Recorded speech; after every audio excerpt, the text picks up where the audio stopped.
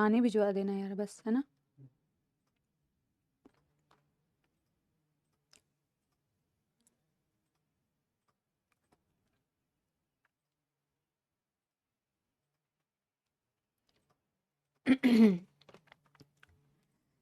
हे Ram. Good evening, good evening, good evening, नमस्कार नमस्कार नमस्कार, राधे राधे, हर हर महादेव, नमस्कार, good evening, good evening, good evening. कैसे हैं आप लोग, कैसे हैं आप लोग? Yes everybody, audio video clear है क्या? जल्दी बताइए। 8 अक्टूबर 2024। आज कितने लोगों को बहुत जल्दी जल्दी पढ़ना है ये बताओ। आज कितने लोगों को जल्दी जल्दी पढ़ना है? जल्दी जल्दी जल्दी पढ़ा दो मैम। कल जल्दी पढ़ा था आप लोगों ने 100x की स्पीड में, कैसा लगा था आप लोगों को? कह रहे सपोलो की रानी। एक ताज बाकी है जिसपे ऐसा सांप बना हुआ होगा ना, वो ताज हमें पहनाया जाएगा, सपोलो की रानी, है ना। जो बच्चा यस कह रहा है ना कि हाँ 100 की स्पीड में पढ़ना है, वो लेक्चर्स को ना 0.5 की स्पीड, 0.25 की स्पीड पे देखता है और वो कह रहा है कि 100 की स्पीड पे पढ़ाओ, आया बड़ा। हाँ चलो, इसी बात के साथ में बहुत ही बेटा मुश्किलों के साथ मैं समझ सकती हूं तुम्हारा दर्द। आज तुम्हें पढ़ना पड़ेगा ब्रेन, क्योंकि ये है तो नहीं तुम्हारे पास, पर पढ़ना तुम्हें इसको है, इस्तेमाल भी उसका करना है जिसके ऊपर धूल जमी हुई है। तो उसको थोड़ा सा साफ करते हुए बेटा आज अपने ब्रेन का इस्तेमाल करते हुए ब्रेन के बारे में थोड़ी चीजें पढ़ेंगे। कल हमने इंट्रोडक्शन तो दे दिया था, क्रेनियल मेनिंजेस के बारे में पढ़ लिया था, आज उसके आगे कंटिन्यू करने वाले हैं। लास्ट के half an hour 25 minutes 20-25 minutes हम करेंगे कैटलिस्ट। अभी तक हमने इस चैप्टर में एक भी कैटलिस्ट करी है क्या? 1 2 3 4 5 6 7 8 9 10 11 क्वेश्चंस है आई थिंक इसमें से। हाँ, इसमें हमने अभी तक कैटलिस्ट नहीं किया ना, तो 11 कुछ क्वेश्चंस है, तो लास्ट के 20 मिनट्स में हम कर लेंगे, ठीक है। चलो, इसी बात के साथ में प्यारे प्यारे जग से न्यारे सपोलो। बेटा मेरा गला ना दर्द कर रहा है, मुझे इतनी जोर से बोलना नहीं चाहिए पर मैं जोर से ही बोल रही हूं, है ना। चलिए इसी बात के साथ में बेटा क्विक रिवीजन करते हैं। थोड़ा गला ना, बहुत थोड़ा नहीं, काफी दर्द है, तो थोड़ा सा हम क्या करते हैं, धीरे धीरे बोलते हैं, रिवीजन करते हैं हमने जो लास्ट क्लास में पढ़ा था। आप अपनी नोटबुक्स को बंद कर लो और क्विकली एक बारी मेरे साथ में बेटा रिवाइज करो। तो हमने कल की क्लास में बेटा क्या पढ़ा? हमने कल की क्लास में क्या पढ़ा बताओ? हमने कल की क्लास में सिर्फ एंड जहां किया था वो क्रेनियल मेनिंजेस पे हमने एंड किया है। कल हमने ट्रांसमिशन ऑफ इंपल्स, कल हमने साइनैप्स के बारे में पढ़ा। साइनैप्स का मतलब होता है दो न्यूरॉन के बीच का जंक्शन। इससे पहले की क्लास में हमने पढ़ा कि एक न्यूरॉन में कंडक्शन कैसे होता है। कंडक्शन का मतलब था सेल बॉडी से इंफॉर्मेशन एक्सॉन टर्मिनल तक कैसे जाती है। एक न्यूरॉन में कंडक्शन कैसे हो रही होती है। फिर एक न्यूरॉन में जब कंडक्शन हो जाती है तो उस न्यूरॉन से अगले न्यूरॉन में इंफॉर्मेशन पास कैसे होती है, यानी कि ट्रांसमिशन कैसे होता है। दो न्यूरॉन के बीच का जंक्शन साइनैप्स कहलाता है। साइनैप्स में होता है pre synaptic membrane, post synaptic membrane and synaptic cleft. ये होता है एक साइनैप्स को बनाने के लिए इस्तेमाल होता है pre synaptic membrane, synaptic cleft and post synaptic membrane, ठीक है बेटा।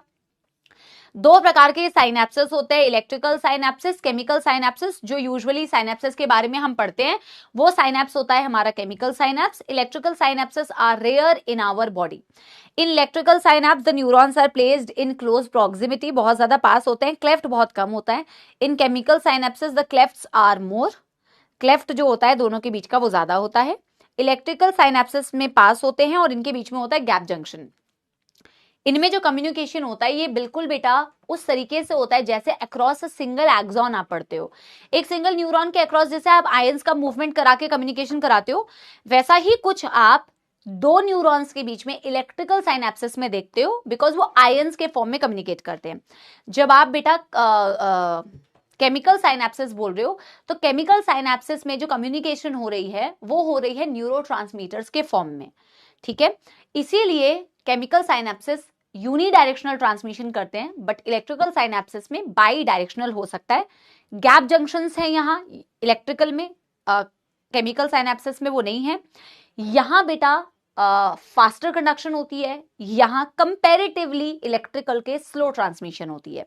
जब आप बात करते हो अक्रॉस अ केमिकल साइनेप्स कैसे ट्रांसमिशन होती है, तो आप कहते हो एक न्यूरॉन के एंड में इंफॉर्मेशन आती है। आपने यही बोला, एक साइनेप्टिक एंड में इंफॉर्मेशन ट्रैवल करके आई, यहाँ के कैल्शियम चैनल्स खुले, कैल्शियम की एंट्री हुई, कैल्शियम ने यहाँ पे प्रेजेंट साइनेप्टिक वेसिकल्स को बोला कि प्री साइनेप्टिक मेम्ब्रेन में जाके फ्यूज हो जाओ।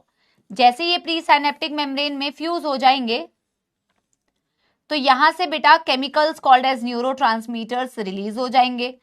ये न्यूरोट्रांसमीटर आगे जाके अपने रिसेप्टर पे बाइंड करते हैं, जो मैंने डेंड्राइट्स पे बनाए हुए थे receptors on the post synaptic membrane, ये अपने रिसेप्टर से जाके बाइंड होंगे और डिपेंड करेगा कि ये एक्साइटेटरी न्यूरोट्रांसमीटर है या इनहिबिटरी न्यूरोट्रांसमीटर है, इस न्यूरॉन में एक्साइटेशन होगी या इस न्यूरॉन में इनहिबिशन होगी, वो डिपेंड करेगा न्यूरोट्रांसमीटर कौन सा वाला है।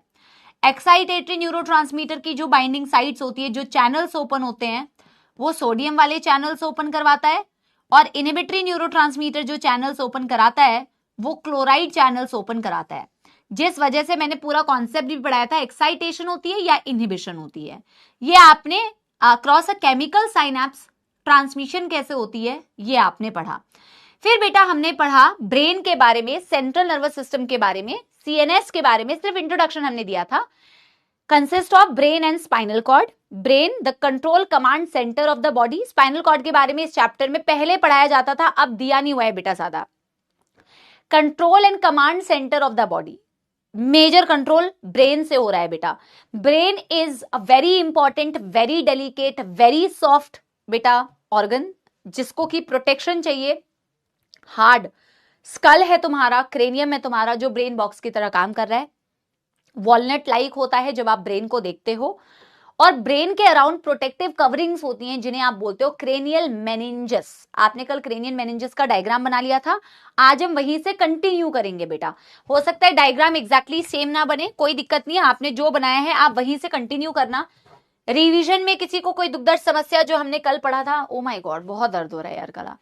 हाँ, बेसिक बॉडी के बेटा फंक्शंस जो होते हैं, ये मौसम चेंज की वजह से ऐसा हो रहा है। जो बेसिक फंक्शंस होते हैं आपकी वॉलंटरी एक्टिविटीज, टेम्परेचर रेगुलेशन, आपके इमोशंस में आप मोटिवेट हो रहे हो, इमोशंस में डर लग रहा है, इमोशंस में खुश हो रहे हो, इमोशंस में तुम तो खैर दुखी रहते हो, तो तुम्हारा वो बटन ऑन रहता है ना। समझ गए? चलिए इसी बात के साथ में बेटा उसी डायग्राम को एक बारी बेटा याद कराते हुए, ये है तुम्हारा क्रेनियम, ब्रेन बॉक्स तुमने लेबल किया होगा। इसके नीचे या तो तुमने पीले रंग से ही बनाया जितना मुझे याद आ रहा है, this is called as your dura matter. Dura matter के नीचे तुमने बनाया होगा एक अरैकिनॉइड, यस।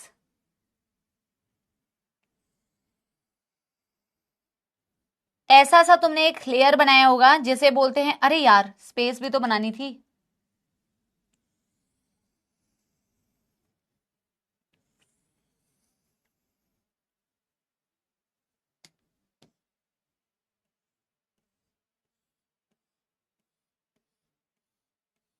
मुझे लग रहा है, मुझे ऐसा क्यों लग रहा है कि मैंने यही कलर्स, एग्जैक्टली यही कलर्स इस्तेमाल किए थे और एग्जैक्टली ऐसी ही ड्राइंग बनाई थी मैंने कल। You know I am so talented, I remember everything. Yeah guys I am telling you, see ऐसा ही बनाया था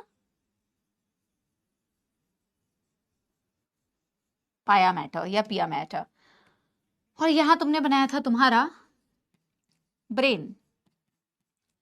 अच्छा, जब तुम इन लेयर्स को लेबल कर रहे थे, अब इनके बारे में एक एक चीज लिखना स्टार्ट करना, ठीक है ना। तुमने इसे तो लेबल किया क्रेनियम, क्रेनियम के बारे में ऑलरेडी लिख चुके हो कि ब्रेन बॉक्स होता है क्रेनियम, ठीक है। Yeah absolutely, yeah I am telling you exactly same, yeah. So now we are going to talk about बेटा, now listen carefully, okay. I do all this ताकि तुम स्ट्रेस लेके ना पढ़ो यार, है ना। बाकी स्ट्रेस लेके मत पढ़ो, पर बुद्धि के साथ तो पढ़ो ना यार, वो मैम ने मना थोड़ी किया है, दिमाग यहीं पे रख के पढ़ा करो, है ना। इसको कहते हैं बेटा ड्यूरा मैटर। आपने लिखा हुआ है ड्यूरा मैटर। ड्यूरा मैटर के बारे में बेटा दो शब्द हम लिखेंगे। तो जब आप मेनिंजस में सबसे आउटर मोस्ट लेयर को देखते हैं, this outermost layer, outermost meninges is called as बेटा the dura mater. This is a tough layer, this is a tough या फिर हार्ड लेयर, टफ और हार्ड लेयर जो थिक होती है, फाइब्रस कनेक्टिव टिश्यू की बनी होती है, फाइब्रस कनेक्टिव टिश्यू की बनी होती है और ये हार्ड होती है बेसिकली। ठीक है, बस इतना ही लिखना है। एनसीईआरटी ने तो सिर्फ इनके नाम दिए हुए हैं, तो आपको बहुत ज्यादा लिखना भी नहीं है। एनसीईआरटी ने तो सिर्फ इनके नाम दिए हुए हैं, तो आपको बहुत ज्यादा लिखना भी नहीं है। दिस इज कॉल्ड एज बेटा द ड्यूरा मैटर। ठीक है ना। फिर बात करते हैं बेटा, ड्यूरा मैटर के नीचे एक स्पेस आपको दिख रहा है, जहां पे भी आपने लेबल किया है वहीं पे लिखना स्टार्ट कीजिए। इस स्पेस को तुमने लिखा होगा बेटा सब ड्यूरल स्पेस। इस स्पेस को तुमने क्या लिखा होगा? सब ड्यूरल। बेटा जब भी हम सब वर्ड यूज करते हैं या हाइपो वर्ड यूज करते हैं, इसका मतलब यहां पे जब भी तुम हाइपो या सब वर्ड यूज करोगे, इसका मतलब होता है बिलो। बिलो ड्यूरा मैटर एक जगह होती है खाली, उस जगह को बोला जाता है सब ड्यूरल स्पेस। ठीक है ना। सब या हाइपो वर्ड यहां पे ब्रेन में कहीं पे भी यूज करोगे, इसका मतलब होता है बिलो। दिस इज कॉल्ड सब ड्यूरल स्पेस। ड्यूरा मैटर के नीचे एक स्पेस है। या तो बोल दो कि ड्यूरा मैटर के नीचे है, और या तो बोल दो ड्यूरा मैटर और अराकिनॉइड के बीच में है। यहां तुम्हें अराकिनॉइड दिख रहा है। अराकिनॉइड जाली जैसा होता है, वेब्ड होता है, जाल जैसा होता है, इसलिए मैंने ऐसा बनाया हुआ है, और थिन लेयर होती है ये। जैसे ड्यूरा मैटर हार्ड है, अराकिनॉइड ड्यूरा मैटर थिक है, ये पतली लेयर होती है, पतली कनेक्टिव टिश्यू की लेयर होती है। एंड पतली लेयर होती है, वेब्ड होती है, एंड अराकिनॉइड और ड्यूरा मैटर के बीच में एक स्पेस होता है। अराकिनॉइड और ड्यूरा मैटर के बीच में जो स्पेस होता है उसे बोला जाता है सबड्यूरल स्पेस। या तो बोल दो अराकिनॉइड और सबड्यूरा के, अराकिनॉइड और ड्यूरा मैटर के बीच में, और या तो बोल दो ड्यूरा मैटर के नीचे। आप मेरी बात समझे ना, 5 बार एक ही चीज को बोला मैंने। इस सबड्यूरल स्पेस में और एक और स्पेस जो मैं आपको अभी पढ़ाऊंगी, दैट इज जो मैं बताऊंगी, जो आपने लेबल किया होगा, इसे कहते हैं सब अराकिनॉइड स्पेस। जैसे ड्यूरा मैटर के नीचे स्पेस है, वैसे ही अराकिनॉइड के बीच में भी बाद में भी स्पेस होता है, इसे बोला जाता है सब अराकिनॉइड स्पेस। या तो बोल दो अराकिनॉइड के नीचे है, और या तो बोल दो अराकिनॉइड और पाया मैटर के बीच में है, एक ही बात है। इसकी इंपॉर्टेंस बेटा होती है, हालांकि एनसीईआरटी ने बहुत ज्यादा डिटेल नहीं दिया हुआ है। Has CSF। What is the CSF बेटा? ब्रेन में आपके एक फ्लूइड होता है, ब्रेन में भी और स्पाइनल कॉर्ड में भी, सेरिब्रो स्पाइनल फ्लूइड। क्या कहा जाता है इसे? Cerebro spinal fluid, CSF। इस वाली जगह पे सब अराकिनॉइड में आपका सेरिब्रो स्पाइनल फ्लूइड CSF भरा होता है। तो क्वेश्चन में कभी कभार पूछते हैं, पहले पूछते थे, अभी तो एनसीईआरटी में दिया नहीं है वैसे। सब अराकिनॉइड स्पेस में बेटा क्या होता है? Cerebro spinal fluid. इसीलिए बता रही हूं कि इसमें कोई CSF नहीं होता। सब ड्यूरल स्पेस में देयर इज नो CSF। और आपको बेटा ये लिखने की बार बार जरूरत नहीं है कि सब अराकिनॉइड का मतलब अराकिनॉइड के नीचे, सब ड्यूरल मतलब ड्यूरा मैटर के नीचे। इतनी बुद्धि डायग्राम को देख के समझ में आनी चाहिए कि सब ड्यूरल का मतलब क्या है, सब अराकिनॉइड का मतलब क्या है। ठीक है, बात करते हैं बेटा, ये सबसे आउटर मोस्ट लेयर था। बात करते हैं मिडल लेयर अराकिनॉइड की। बात करते हैं arachnoid. Arachnoid, arachnoid is the middle layer या middle meninges. Middle layer, thin layer as compared to dura matter. Dura mater thick होती है, अराकिनॉइड पतली होती है, एंड ये होती है वेब्ड, जाल जैसी होती है। बहुत ज्यादा लिखने की जरूरत नहीं है। इसके बारे में आपको ये लिखना है पिया मैटर या पाया मैटर सबसे अंदर वाली लेयर है, और जो लेयर सबसे अंदर वाली होगी वो डेफिनेटली ब्रेन के कांटेक्ट में होगी. So this is inner most thin layer, ये भी थिन होती है. Inner most thin layer, inner most thin layer directly in contact with brain, directly in contact with brain. Of course जो सबसे अंदर वाली लेयर है वो ब्रेन के डायरेक्ट कॉन्टैक्ट में होगी. That's it, directly in contact with brain. That's it. फटाफट से बेटा इसे नोट डाउन कर लो, फटाफट से.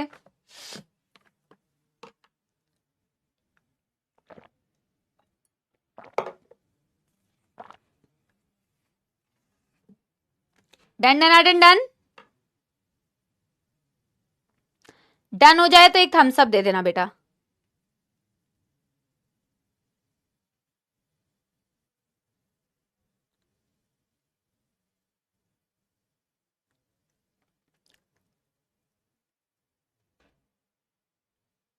मेनिंजेस में कोई दुख दर्द तकलीफ तो नहीं है बेटा. अब हम एक्चुअल में ब्रेन तक पहुंचे. अभी तक तो बेटा हमने क्या पढ़ा, अभी तक तो हमने पढ़ा कि मेनिंजेस क्या है, उसकी कवरिंग्स क्या है. अभी हम एक्चुअल में ब्रेन के बारे में पढ़ने वाले हैं. अब हम बेटा ब्रेन पे आते हैं. जब हम ड्यूरा मैटर, अरैकिनॉइड, पाया मैटर को खोलते हैं तो हमें मिलता है हमारा brain. Now we will talk about our brain, the parts of brain and the functions of brain. बेटा देखो, पढ़ाने को तो brain is a huge topic, आपको किताबें मिल जाएगी, but we have to limit ourselves to NCERT and जो आपके नीट के रेलेवेंट टॉपिक्स है बस उतना हमें थोड़ा सा अपने आप को लिमिट करना पड़ेगा. बट मैं थोड़ा सा स्टार्ट करूंगी एम्ब्रियोनिक डेवलपमेंट से. जब हम एम्ब्रियो होते हैं, मदर के यूट्रस के अंदर होते हैं, तो हमारा ब्रेन जब डेवलप होता है तो कैसा दिखता है. अच्छा, उससे पहले थोड़ा सा एनसीईआरटी की यहां तक की रीडिंग कराती हूं जो मेनिंजेस के बारे में दिया हुआ है. और एनसीईआरटी में जो ब्रेन का सेक्शन दिया हुआ है ना बेटा, उस ब्रेन के सेक्शन को भी थोड़ा सा बनाएंगे, सजाइटल सेक्शन जो दिया हुआ है. ठीक है, पहले एनसीईआरटी के इस पार्ट की एक बारी थोड़ी सी रीडिंग करते हैं. देखो, brain is the central information processing organ of the body. It act as a बेटा command and control system. It controls the voluntary movements. It controls the balance of the body. Cerebellum पढ़ाऊंगी मैं, balancing कराता है. Vital involuntary functioning of the important. Vital मतलब important involuntary organs like lungs, heart, kidney. सबको regulate कर सकता है बेटा. Temperature regulation, भूख लगना, हंगर, प्यास लगना, ये दो तो बेटा तुम्हें हमेशा लगती है पढ़ाई करते वक्त, भूख और प्यास, है ना. Circadian 24 hours rhythm of the body, ये आपकी जो बायोलॉजिकल क्लॉक है इसमें भी इसका बहुत बड़ा रोल होता है. सर्कैडियन 24 आवर्स रिदम मतलब कि बेटा आपकी जो बायोलॉजिकल क्लॉक है, कब नींद आती है, कब उठना है ना. Activities of several endocrine glands, basically the human behaviour. It is also the site of processing of vision. अब ये वाला पॉइंट समझाने के लिए थोड़ा बहुत मुझे तुम्हें डायग्रामेटिकली चीजें बतानी पड़ेंगी कि कैसे और कहां आपकी विजन, आपकी हियरिंग, आपकी स्पीच, आपकी मेमोरी, आपकी इंटेलिजेंस आपके पास तो नहीं है, इमोशंस एंड थॉट्स. ठीक है, तो ये कैसे यहां पे प्रोसेसिंग होती है ना. पढ़ लेना, पढ़ने में क्या जाता है बेटा, हो या ना हो इससे क्या फर्क पड़ता है ना. तो आपकी विजन, आपकी हियरिंग, आपकी मेमोरी, आपकी इंटेलिजेंस, आपके इमोशंस, ये कैसे और कौन से पार्ट ऑफ ब्रेन से कंट्रोल होते हैं ये हम जरा पढ़ेंगे. ठीक है ना. तो आप देखो आपका कौन सा एरिया खत्म है बिल्कुल, है ना. प्रोटेक्टेड होती है बेटा ये स्कल में, इनसाइड द स्कल बेटा it is covered by cranial meninges.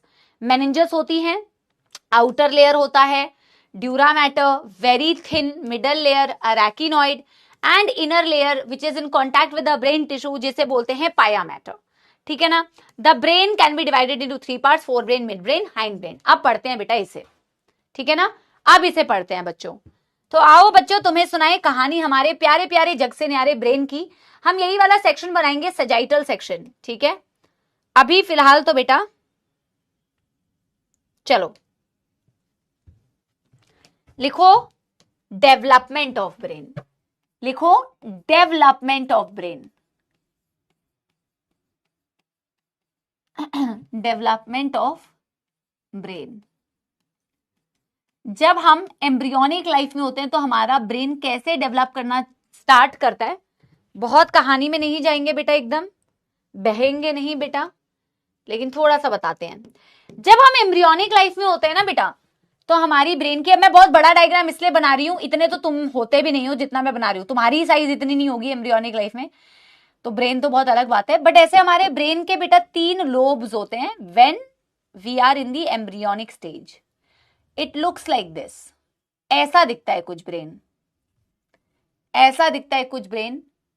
इसके 3 लोब्स होते हैं, 3 पार्ट्स होते हैं, जिससे कि आगे जाके फोर ब्रेन, मिड ब्रेन और हाइंड ब्रेन का फॉर्मेशन होता है। ठीक है, तो ये है हमारा एम्ब्रियोनिक डेवलपमेंट में, एम्ब्रियोनिक लाइफ में जो हमारा प्यारा प्यारा छोटू सा बेटा बुद्धि जो आपकी होती है ब्रेन, उसके ऐसे 3 लोब्स होते हैं। इसको कहा जाता है प्रोजेंसेफेलॉन।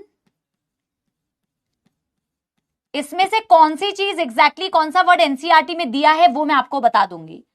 इसे कहते हैं मीजेंसेफेलॉन,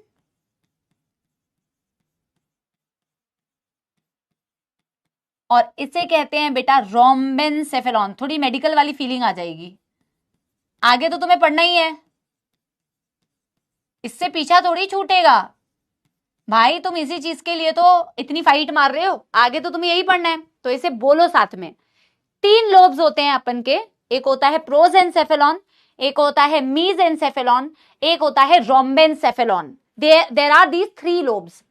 आगे जाके प्रोजेंसेफेलॉन फोर ब्रेन को, अब इसके भी बेटा बहुत फर्दर डिविजन्स होती हैं, टीलेनसेफेलॉन, डायनसेफेलॉन, क्या बोलते हैं माइलेनसेफेलॉन, मेटेनसेफेलॉन, वो कहानी पे मैं नहीं जा रही हूं, मैं सिर्फ ये कह रही हूं एम्ब्रियोनिक लाइफ में these are the 3 lobes found in your brain. ये 3 लोब्स होते हैं बेटा, है ना। आगे जाके ना बेटा ये प्रोजेंसेफेलॉन आगे जाके क्या बनाएगा, it later forms fore brain. आगे जाके ये जो आपने अभी पढ़ा एनसीईआरटी में कि ब्रेन के 3 हिस्से होते हैं, it later forms forebrain, mesencephalon it forms mid brain,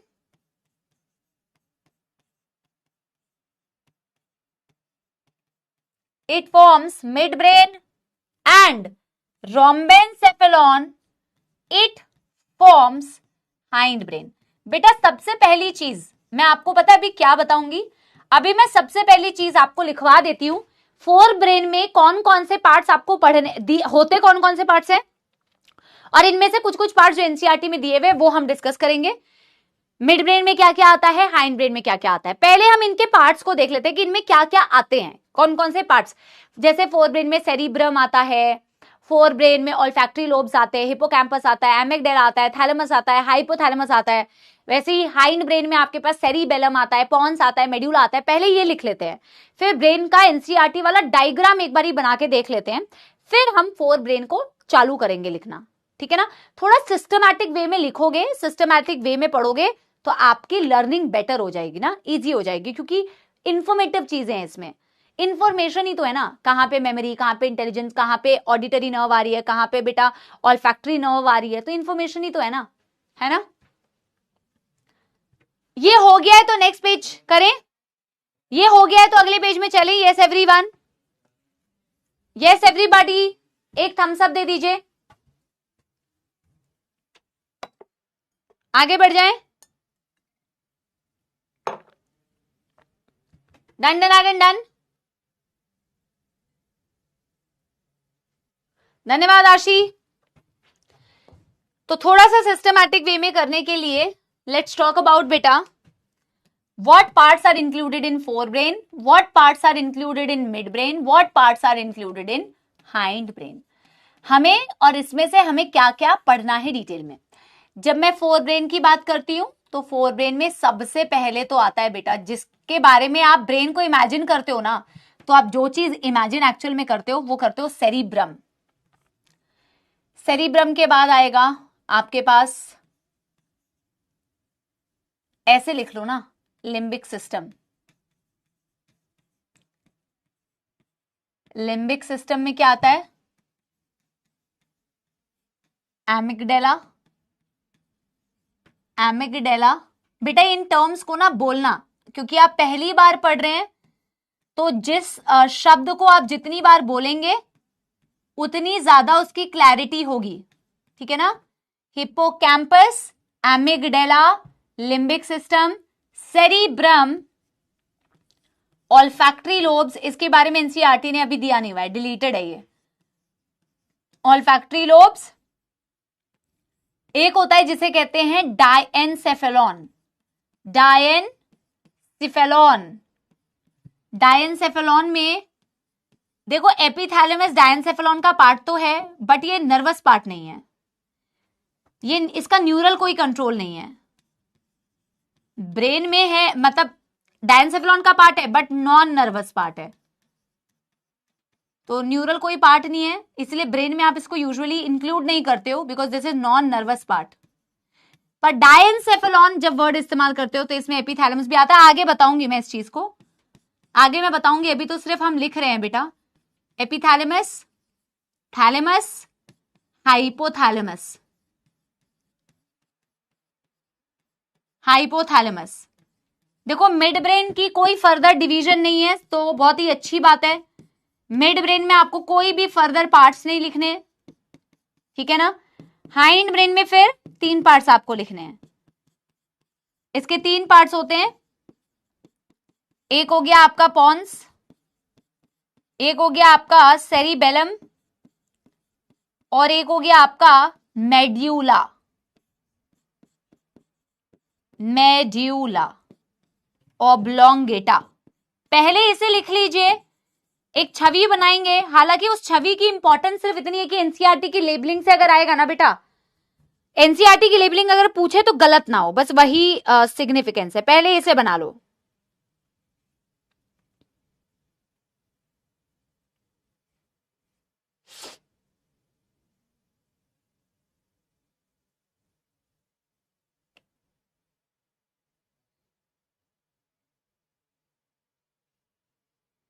done done done कर लो। एनसीईआरटी में जो ब्रेन का सेक्शन दिया हुआ है ना बेटा, वो सेक्शन में इसलिए बनवा रही हूं कि अगर उससे लेबलिंग कभी मार्क करने को आ जाए तो तुमसे गलती ना हो। एक बार खुद भी बना के देख लोगे तो सिंसियरली बेटा डायग्राम को देख लोगे। सब्जेक्टिव पेपर में ऐसा भी होता भी नहीं है कि ब्रेन का डायग्राम बनाने के लिए दे दिया जाए, और इतना कोई एक्चुअल में टफ भी नहीं है, अगर बंदा थोड़े से एफर्ट्स मारेगा ना तो कर सकता है। हाँ, फ्रॉग में भी सुना सुना लग रहा है, ये टर्म्स सुना सुना तो लगेगा ना, क्योंकि फ्रॉग भी तो वर्टिब्रेट्स है ना, फ्रॉग भी तो वर्टिब्रेट है, एम्फीबियन है, लोअर वर्टिब्रेट है, लेकिन उसकी चीजें वर्टिब्रेट्स, और हम भी वर्टिब्रेट्स हैं, हम हायर वर्टिब्रेट्स हैं, इसीलिए तुम्हें सिमिलर चीजें लगती है। इसलिए जब मैं फ्रॉग पढ़ा रही थी तो मैं कह रही थी कि फ्रॉग में जो टर्म्स आप सुनते हो as compare to cockroach, frog में टर्मिनोलॉजीज ह्यूमन से सिमिलर है।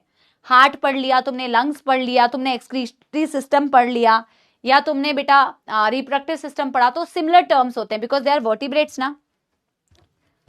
इवोल्यूशन तो ऐसी हुआ है ना, मछली जल की रानी, जीवन जिसका पानी, फिर आए एम्फीबियंस, फिर आए रेप्टिलियंस, फिर रेप्टिलियन से आए बर्ड्स, और रेप्टिलियन से आए मैमल्स।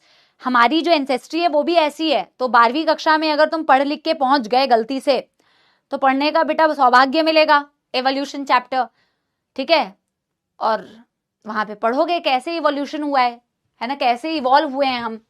ये वाला डायग्राम बेटा हम बनाने वाले हैं सजाइटल सेक्शन, ये वाला डायग्राम हम बनाने वाले हैं the sagittal section of the brain, ठीक है ना? What is a sagittal section? What is a sagittal section? Sagittal section एक ऐसा वर्टिकल सेक्शन है जिससे तुम अपने लेफ्ट और राइट सेरिब्रल हेमिस्फीयर को अलग अलग कर ले रहे हो, ठीक है ना? तो एक इस तरीके का बेसिकली सेक्शन देख रहे हो, एक इस तरीके का सेक्शन देख रहे हो बेटा। दिस इज द सेक्शन, जिससे कि जब तुम सेक्शन कर रहे हो फिर तुम साइड से ऑब्जर्व कर रहे हो, तो साइड से जब ऑब्जर्व करोगे, जब ये दोनों को अलग कर रहे हो ना, तो इस वाले सेक्शन को मान लो तुम साइड से देख रहे हो। जब तुम साइड से देख रहे हो तो वो पूरा ब्रेन कैसा दिख रहा है, वो डायग्राम हम बनाने वाले हैं। क्या आप लोग को समझ में आया कि खोपड़ी का, ब्रेन का कैसा सेक्शन बना रहे हैं? सैजाइटल मतलब it's a kind of vertical section like this, where in आप इसको दोनों हेमिस्फीयर्स को अलग करते हो। 2 सेरिब्रल हेमिस्फीयर्स होते हैं, पढ़ाऊंगी अभी मैं। इसको अलग किया, जब अलग किया तो इस वाले पार्ट की अगर मैं स्टडी करना चाहूं तो मैं इसको साइड से देख रही हूं, जब मैं इसको साइड से ऑब्जर्व करूंगी तो जो मुझे नजर आएगा वही चीज हम बनाने जा रहे हैं, ठीक है ना। समझ में आई बात? चलिए हेडिंग डालोगे sagittal section of the brain, पहले मुझे बना लेने दो, और बेटा मतलब पहले मेरे को बना लेने दो मतलब क्या, तुम बनाओ मेरे साथ में, बट पेंसिल से बनाना प्लीज, बट कृपया करके आप सब बेटा इस सेक्शन को पेंसिल से ही बनाएं, है ना, पेंसिल से ही बनाएं। चलिए, और फिर ना मैं एक बारी ना अपनी कलाकारी करने के बाद मैं एनसीईआरटी से भी दिखाऊंगी एक बारी, बिना एनसीईआरटी से फिर मकसद ही हमारा वो है कि एनसीईआरटी क्लियर हो जाए, एनसीईआरटी में अगर लेबलिंग पूछी जाए तो वो गलत ना हो तुमसे, है ना जी। चलिए बनाइए बनाइए।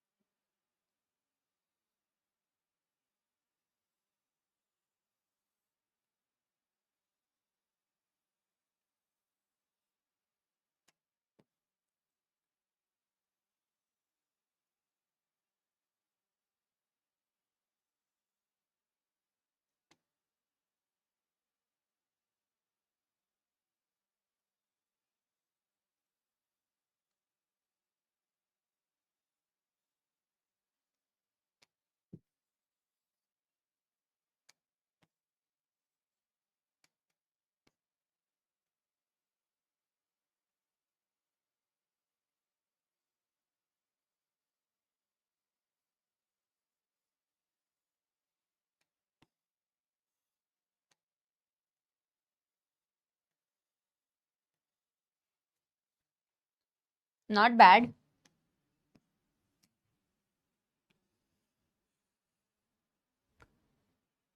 ठीक है, अब देखो बन गया बन गया, इतना ही है।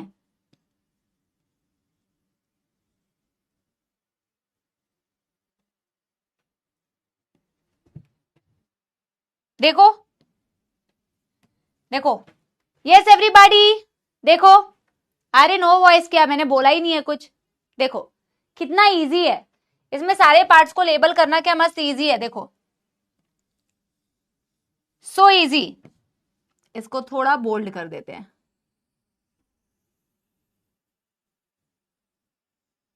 देखो, और फिर मैं एनसीईआरटी से दिखा भी दूंगी आपको। सबसे पहले जो ब्रेन का हिस्सा आपको सबसे प्रोमिनेंट नजर आता है, this is called as the fore brain.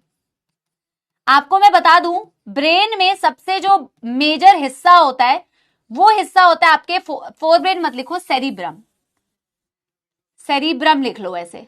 NCERT ने फोर ब्रेन या सेरिब्रम की ही लेबलिंग की होगी क्योंकि फोर ब्रेन में बहुत सारी चीजें आती है, एनसीईआरटी ने भी सेरिब्रम ही लेबल किया है, ठीक है। सेरिब्रम, देखो फोर ब्रेन सबसे प्रोमिनेंट पार्ट ब्रेन का होता है, सबसे ज्यादा दिखने वाला पार्ट फोर ब्रेन, ठीक है ना।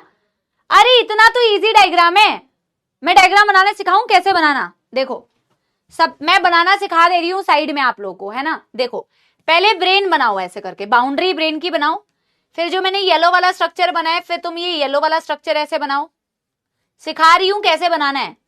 येलो वाला स्ट्रक्चर बनाओ, फिर तुम कैसे बनाओगे पूरे rest of the part of brain को, ऐसे बनाना। इस येलो के अराउंड एक ग्रीन कलर की बाउंड्री डाली, ग्रीन कलर की बाउंड्री डाली, और इसी से बेटा ये कलाकारी करनी है जो मैंने किया हुआ है।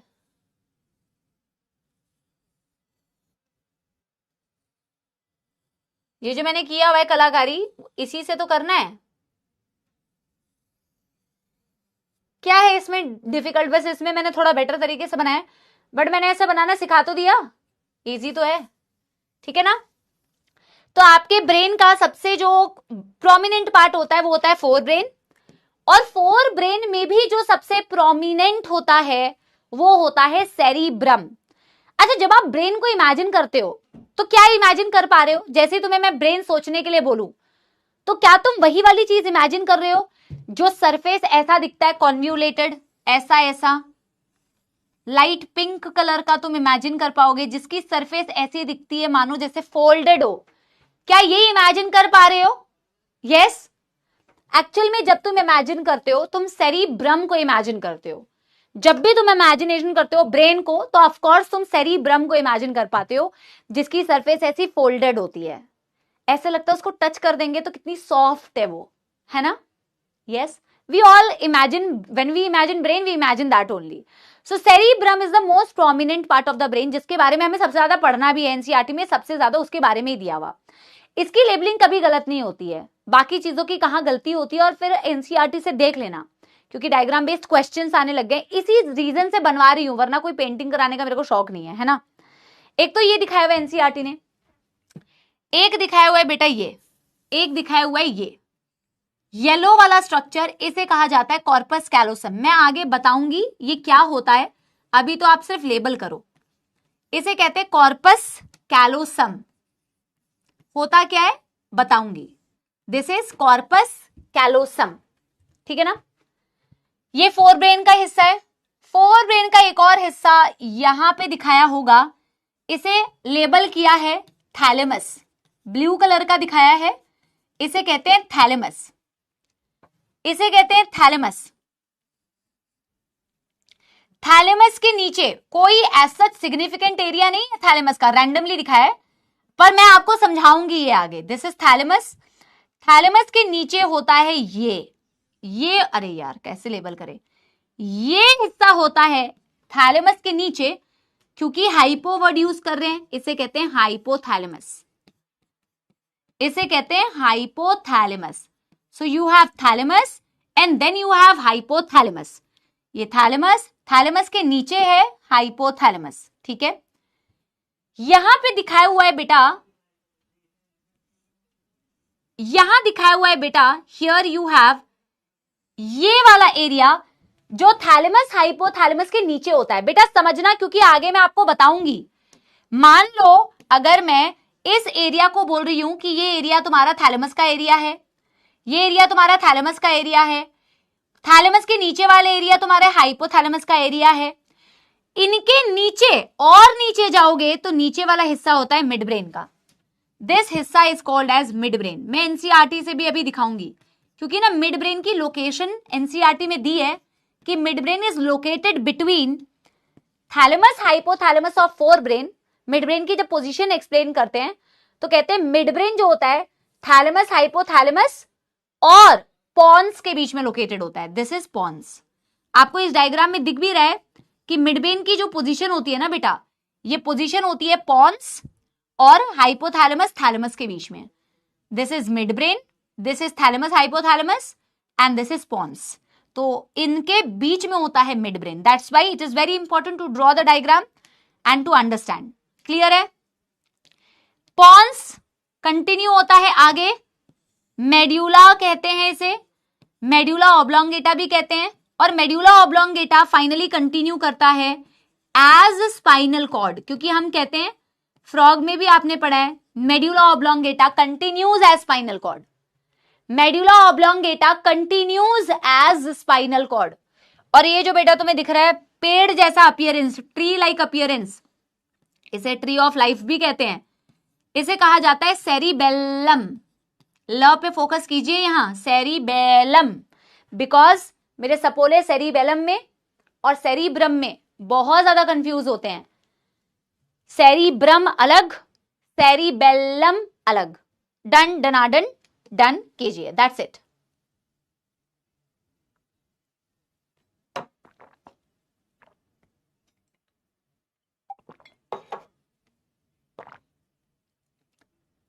ये देखो अथर्व कह रहा है गोभी। तो मुझे यही उम्मीद थी बेटा तू गोभी सोच पाएगा। वैसे गलत नहीं कह रहा है, गलत तो नहीं कह रहा है। मस्त डायग्राम, क्लियर डायग्राम। तुमने कभी जीवन में सोचा था कि तुम्हें इसका मौका मिलेगा डायग्राम बनाने का? Figure is sagittal section of बुद्धि। ब्रेन। एनसीईआरटी से पहले मैं इसे दिखा देती हूं लेबलिंग को, फिर हम फोर ब्रेन से चालू करेंगे, ठीक है। इससे क्या होता है ना, कितनी ज्यादा बेटर क्लैरिटी मिलती है अगर किसी चीज को आप बना लो तो। इसको भी कितना सुंदर से इन्होंने पेंट किया है, देखो पॉन्स को मैंने थोड़ा कम अच्छा बनाया पॉन्स, बट कोई बात नहीं। अब उसी डायग्राम को इस डायग्राम एनसीईआरटी से रिलेट कीजिए, क्योंकि बेटा पूछा तो एनसीईआरटी के लेबलिंग से जाएगा। सेरिब्रल हेमिस्फीयर क्या होता है अभी मैं बताऊंगी, ये एक हेमिस्फीयर को दिखाया हुआ है, होता क्या है मैं अभी आपको बताऊंगी, चिंता मत कीजिए। ये दिखाया हुआ है सेरिब्रम। सेरिब्रम जो आप इमेजिन कर पाते हो इस टिश्यू को, जो मोस्ट प्रोमिनेंट पार्ट होता है। ये जो आपको कलर दिख रहा है, ये वाला पार्ट जो आपको दिख रहा है, इसे कहते हैं कॉर्पस कैलोसम। मैं पढ़ाऊंगी अभी क्या होता है। This is corpus callosum. नीचे आपको ब्लू कलर का पार्ट दिख रहा है, इसमें हाइपोथैलेमस, थैलेमस, मिड ब्रेन सबकी लेबलिंग हो गई है। This is your that blue colour का structure, this is your blue colour का स्ट्रक्चर। यहां पे ये लेबल किया हुआ है थैलेमस को, ये लेबल किया हुआ है थैलेमस के नीचे हाइपोथैलेमस को, और इस साइड राइट साइड में लेबल किया हुआ है कहीं मिड ब्रेन को। एक्चुअल में थैलेमस, हाइपोथैलेमस और ये पॉन्स के बीच में मिड ब्रेन की पोजीशन होती है। यहां पे जो कंफ्यूजन आ सकती है वो इन्हीं की लेबलिंग में आती है बेटा। तो एनसीईआरटी से इनकी लेबलिंग को जरूर ध्यान से देखना कि ये थैलेमस लेबल किया है, थैलेमस के नीचे हाइपोथैलेमस लेबल किया, और इस पार्ट को इन्होंने मिड ब्रेन लेबल किया है, ठीक है। ये तो बहुत क्लियरली दिखता है कि ये पॉन्स है, पॉन्स के नीचे ये मेड्यूला है। मेड्यूला और स्पाइनल कॉर्ड में भी गलती करते हो, मेड्यूला ऊपर है और स्पाइनल कॉर्ड नीचे है, क्योंकि मेड्यूला कंटिन्यूज है स्पाइनल कॉर्ड। ये जो पार्ट दिख रहा है this is called cerebellum. Cerebral aqueduct भी यहां पे लेबल किया हुआ है, इस पार्ट को सेरिब्रल एक्वीडक्ट लेबल किया हुआ है। आपको अभी नहीं पता है कि सेरिब्रल एक्वीडक्ट क्या होता है, मैं आगे आपको पढ़ाऊंगी व्हाट इज सेरिब्रल एक्वीडक्ट। अभी आप इसके अनुसार लेबल कर सकते हैं, पर मैं पढ़ाऊंगी बाद में कि होता क्या है। आप इसे लेबल कर लीजिए, पर अभी आपको पता नहीं चलेगा है क्या। This is called cerebral aqueduct, label कर लो। जब मिड ब्रेन पढ़ाऊंगी तो आपको बताऊंगी कि सेरिब्रल एक्वीडक्ट एग्जैक्टली होता क्या है। वैष्णवी एपिथैलेमस को इसलिए नहीं दिखाते हैं क्योंकि वो नॉन नर्वस पार्ट होता है, नॉन न्यूरल पार्ट होता है। नॉट डन येट तो कर लीजिए, मैं 2 मिनट का टाइम दे रही हूं। जैसे मैंने आप लोगों से कहा कि हम लिखते तो हैं कि डायनसेफेलॉन में 3 पार्ट्स आते हैं, एक एपिथैलेमस, एक थैलेमस, एक हाइपोथैलेमस। लेकिन जब आप ब्रेन की बात करते हो ना तो एपिथैलेमस को इसलिए कंसीडर नहीं करते हैं क्योंकि ब्रेन मतलब नर्वस सिस्टम का पार्ट, न्यूरल फंक्शन होना चाहिए। एपिथैलेमस इज नॉन नर्वस, इसका न्यूरल फंक्शन नहीं होता, इसीलिए इसे ब्रेन में इंक्लूड नहीं करते हैं। समझ रहे हो? Yes, that's why we do not even label because it is non nervous part. Done everybody.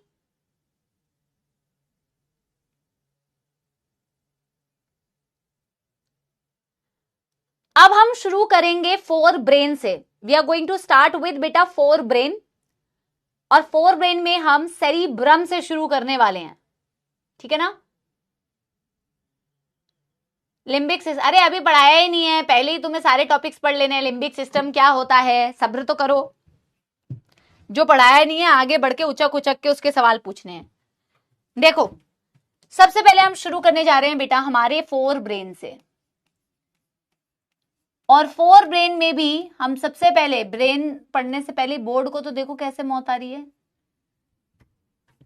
और लाइट थोड़ी बढ़ा ली जाए बोर्ड की।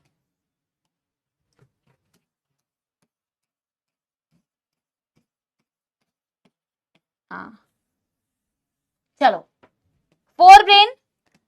4 ब्रेन में हम सबसे पहले पढ़ने वाले हैं बेटा नंबर 1 सेरिब्रम। देखो सबसे ज्यादा जिस टॉपिक के बारे में पूरे ब्रेन में डिस्क्राइब किया हुआ है वो है सेरिब्रम। एनसीईआरटी ने जिस पार्ट को सबसे ज्यादा डिस्क्राइब किया हुआ है, इनफैक्ट जो सबसे प्रोमिनेंट पार्ट होता है ब्रेन का वो होता है cerebrum. When you see your brain, like मैंने सजाइटल सेक्शन बोला, आपने देखा, आप अपने दोनों आपके पास 2 हेमिस्फीयर्स होते हैं, 2 सेरिब्रल हेमिस्फीयर्स होते हैं ब्रेन के। एक होता है आपका राइट हेमिस्फीयर और एक होता है लेफ्ट सेरिब्रल हेमिस्फीयर। आपका जो ब्रेन है, अगर आप देखोगे तो ब्रेन को लॉन्गिट्यूडनल एक्सिस से ब्रेन दो पार्ट्स में डिवाइडेड होता है। समझो, ये मेरे हाथ को देखो, और ब्रेन जो है ऐसे लॉन्गिट्यूडनल, बेटा इसके अंदर एक क्लेफ्ट होती है, एक डिवीजन होता है जो इसको दो हेमिस्फीयर में डिवाइड कर रहा है। ये तो दिल बन रहा है, बट ऐसे इमेजिन करो, ये एक हेमिस्फीयर है, ये दूसरा हेमिस्फीयर है। ये कैसे दो हेमिस्फीयर्स में डिवाइड हुए हैं? क्योंकि इनके बीच में से एक क्लेफ्ट पास होती है, एक डिवीजन है इन दोनों के बीच में। There is a longitudinal cleft. Cleft का मतलब there is a longitudinal division. जो डिवीजन जो है बहुत क्लियरली आपको ना, मेरे को कोई मिलेगा एनिमेशन एज सच तो, क्योंकि एनिमेशन ना ब्रेन के बहुत डिटेल्ड होते हैं, तो आपके काम के नहीं होते, इसलिए यूजुअली मैं दिखाती नहीं हूँ, क्योंकि बहुत ज्यादा डिटेल्ड होते हैं जो तुम्हारे काम के नहीं है। बट मुझे मिले तो मैं तुम्हें दिखाऊंगी कि आपका ब्रेन दो पार्ट्स में डिवाइडेड होता है, क्योंकि एक लॉन्गिट्यूडनल क्लेफ्ट है, एक लॉन्गिट्यूडनल डिवीजन है जो आपके इस सेरिब्रम को दो हेमिस्फीयर्स में डिवाइड करती है। बट ये अलग अलग नहीं है, आप दो अलग अलग सेरिब्रल हेमिस्फीयर ऐसे लेके नहीं घूमते हो, आपके दोनों सेरिब्रल हेमिस्फीयर्स कनेक्टेड होते हैं। और यहाँ पे कनेक्शन, जैसे हमारे को अगर कोई दो कपड़े को जोड़ना है तो मैं सुई धागे से सिल देती हूँ ना। मैं क्या सिल देती हूँ बेटा, ऐसे सिल सकते हैं। अब तुम्हारे यहाँ पे बेटा तुम कैसे कनेक्शंस कर रहे हो? न्यूरॉन्स की मदद से। So there are bundle of neurons, और न्यूरॉन्स में भी स्पेसिफिकली एक्सॉन्स की हम बात करते हैं, जो इन दोनों हेमिस्फीयर्स को कनेक्ट करता है, जो इन दो हेमिस्फीयर्स को बेटा कनेक्ट करता है, इन दोनों के बीच में प्रेजेंट होता है। और वो न्यूरॉन्स, वो axons, collection of axons in central nervous system, क्या बोलते हैं उसको? ट्रैक्ट बोलते हैं कि नहीं? पढ़ा था ना फर्स्ट क्लास में। एक्सॉन्स के बंडल को सेंट्रल नर्वस सिस्टम में ट्रैक्ट वर्ड से डिनोट किया जाता है। तो यहां पे ट्रैक्ट ऑफ फाइबर्स होते हैं, tract of nerve fibres. Tract मतलब एक्सॉन्स, कुछ एक्सॉन्स के बंडल जो इन दोनों हेमिस्फीयर को जोड़े हुए हैं, इसे बोला जाता है कॉर्पस कैलोसम। कॉर्पस कैलोसम जो तुमने बनाया वो एक्सॉन्स का बंडल है, जो एक्सॉन्स के बंडल दोनों हेमिस्फीयर्स को कनेक्ट किए हुए हैं। बहुत इंपॉर्टेंट क्वेश्चन फ्रेम होता है इस चीज से, ठीक है। पहले तो मैं लिखती हूं सेरिब्रम के बारे में, most prominent part of brain, most prominent part of brain, most prominent part of brain बेटा। फिर मैंने कहा it is divided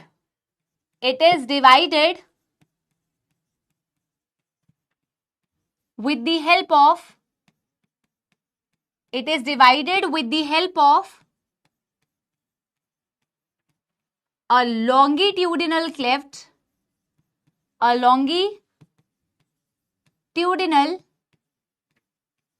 cleft, into two cerebral hemisphere.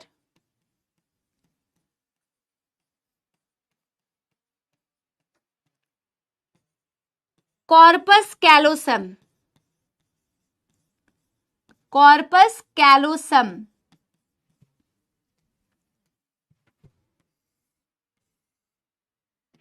What is corpus callosum? Tract of nerve fibers connecting both hemispheres. Connecting both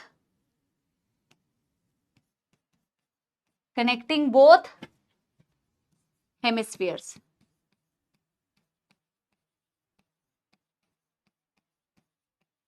ऐसे भी बना सकते हो,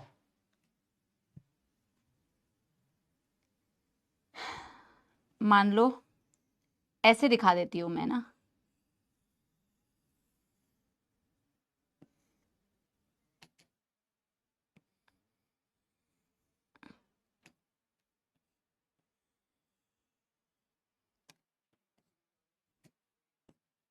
मैं ऐसे दिखा देती हूं।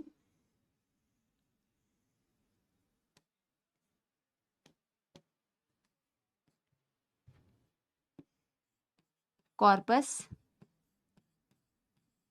कैलोसम। ठीक है, चलो डन डन डन कर लो।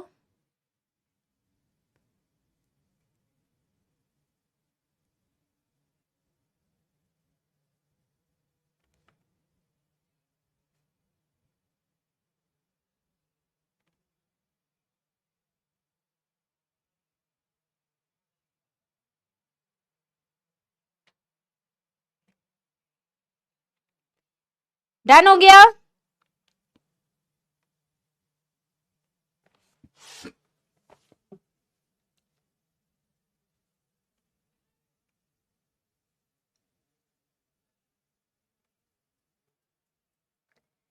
अब बेटा हमें ना थोड़ी सी इन हेमिस्फीयर्स की बात करनी है।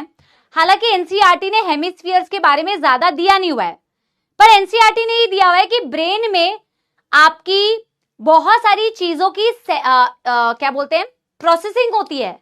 आपकी विजन, आपके कई सारे sensory inputs like taste, like smell, like hearing, ये सारी चीजें ब्रेन के कौन कौन से पार्ट से कंट्रोल होती है, एक्चुअल में ये सेरिब्रम से एसोसिएटेड चीजें हैं। तो हम थोड़ी सी सेरिब्रल हेमिस्फीयर के बारे में डिस्कशन कर लेते हैं। देखो लाइक आई सेड एनसीईआरटी ने बहुत ज्यादा नहीं दिया हुआ, बट इट्स वेरी इजी, कुछ बहुत आउट ऑफ द बॉक्स में तुम्हें नहीं बता रही हूं। जैसे तुम्हारे दो सेरिब्रल हेमिस्फीयर्स हो गए बेटा, राइट हेमिस्फीयर, लेफ्ट हेमिस्फीयर्स। ये ब्रेन है, ब्रेन ही है ना, ब्रेन का ही तो पार्ट है सेरिब्रम, जो सबसे लार्ज प्रोमिनेंट पार्ट तुम्हें दिख रहा है।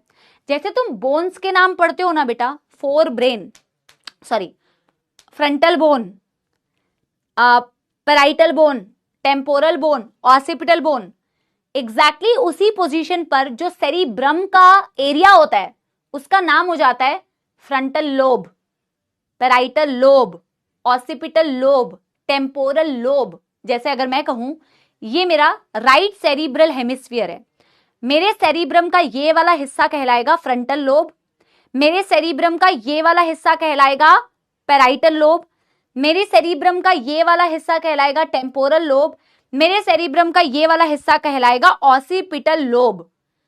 अगेन इस वाले सेरिब्रल हेमिस्फीयर का ये हिस्सा कहलाएगा फ्रंटल लोब, ये हिस्सा कहलाएगा पैराइटल लोब, ये हिस्सा कहलाएगा टेम्पोरल लोब, ये हिस्सा कहलाएगा ऑसिपिटल लोब। यानी हमारे पास दो हेमिस्फीयर्स जो हैं, इन हेमिस्फीयर्स में लोब का मतलब यहां पे कोई छेद कुछ नहीं है, कोई ऐसे स्ट्रक्चर नहीं है, कैविटी। लोब मतलब part of cerebrum. This part of cerebrum frontal, दो फ्रंटल लोब हो गए, दो पैराइटल लोब हो गए, दो टेम्पोरल लोब हो गए, दो ऑसिपिटल लोब हो गए, टोटल 8 लोब होते हैं। Lobes are nothing but the areas of cerebrum. Are you getting my point? You have these two cerebral hemispheres, right? Each hemisphere, each cerebral hemisphere, each cerebral hemisphere has 4 lobes. Total 8 हो गए, हर एक के पास 4 lobe होते हैं, frontal, parietal, frontal, parietal, temporal and occipital. हर एक lobe में 4, sorry हर एक हेमिस्फीयर में 4, टोटल हो गए 8, टोटल हो गए 8। ठीक है, अब बेटा तुम एक बार ही देखो, अगर मैं इसी सेजाइटल सेक्शन को बनाऊं, फॉर एग्जाम्पल मैंने ये सेजाइटल सेक्शन को बनाया, बनाना है तुम्हें, है ना, जब कर ही रहे हैं तो थोड़ा सा देख लो। तो मैं अगर ये कह रही हूं ना frontal lobe, parietal lobe, temporal lobe, तो मैं कह रही हूं किसी भी एक हेमिस्फीयर का देख लो, साइड से देख रहे हैं ना, तो मैं इसको रीजन्स में डिवाइड कर रही हूं कि आपके ब्रेन का मान लो ये वाला हिस्सा है, ये फ्रंटल लोब है, एफ और फ्रंटल मैं मान के चल रही हूं। ठीक है, आपके ब्रेन जहां ऑसिपिटल बोन है वो उसको बाद में बनाते हैं, पहले जैसे ये वाला हिस्सा है इसे हम बोल रहे हैं पैराइटल लोब, जो कान के पास वाला हिस्सा है वो हो गया टेम्पोरल, और ये वाला हिस्सा हो गया ऑसिपिटल। क्या आप लोगों को ये बात मेरी समझ में आई, यस या नो? मैंने इनको लेटर से बेटा सिग्निफाई कर दिया, F for frontal, P for parietal, T for temporal, O for occipital. क्या नाम बेटा एनसीईआरटी में दिया हुआ है? नो, नाम एनसीईआरटी में नहीं दिया हुआ। क्या इनके फंक्शंस इनडायरेक्टली मेंशन किए हुए हैं? यस। और इतने कोई डिफिकल्ट फंक्शंस नहीं है। जब आई और ईयर आपको पढ़ाया जाता था बेटा, पहले, बहुत पहले, 2 साल पहले आई और ईयर पढ़ाया जाता था, तो आई और ईयर में फिर टेम्पोरल लोब, ऑसिपिटल लोब का जिक्र होता है, डिस्कशन होती है, इन लोब्स के बारे में बताया जाता था जब सेंसरी स्ट्रक्चर्स पढ़ाए जाते थे। वो अलग बात है, वो डिलीट हो चुके हैं, भले ही यहां पे नहीं दिया होता था, बट वहां पे बेटा मेंशन किया होता था। और एनसीईआरटी ने यहां पे ये तो दिया ही है ना कि विजुअल प्रोसेसिंग, ऑडिटरी प्रोसेसिंग यहीं पे होती है, मेमोरी, इंटेलिजेंस, तो थोड़ा थोड़ा करने में कोई बुराई नहीं है, बहुत आसान है। तो मैं कह रही हूं तुम्हारे पास 2 सेरिब्रल हेमिस्फीयर्स हैं, हर एक सेरिब्रल हेमिस्फीयर में एक फ्रंटल एरिया है, एक पैराइटल वाला एरिया है, एक टेम्पोरल वाला एरिया है, एक ऑसिपिटल वाला एरिया है। एक फ्रंटल एरिया, एक पैराइटल एरिया, एक टेम्पोरल एरिया, एक ऑसिपिटल एरिया। एरियाज को ही तुम लोब्स कह रहे हो। अब क्या फंक्शंस होते हैं इनके? जैसे frontal area is associated with your memory, it is associated with your memory, it is associated with your intelligence, it is associated with logical reasoning, aptitude, this is the function, creativity, imagination, that is related with your frontal lobe. समझ में आया? अगर मैं frontal lobe के functions बोलूं तो it is बेटा related to, it is related to memory, जो तुम बेटा अव्वल दर्जे की है तुम्हारी, एकदम बहुत ही, है ना। क्रिएटिविटी, ये तो पूछो ही मत, है ना। एक वर्ड ब्लॉक हो जाए तो कितनी क्रिएटिविटी निकलती है तुम्हारी, वो तो हमें पता है।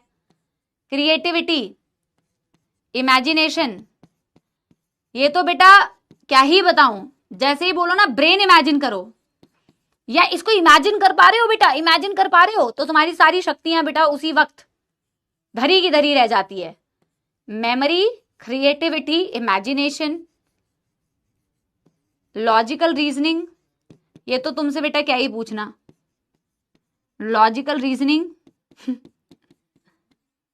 Etcetera, this is associated with your frontal lobe. ठीक है ना? यस।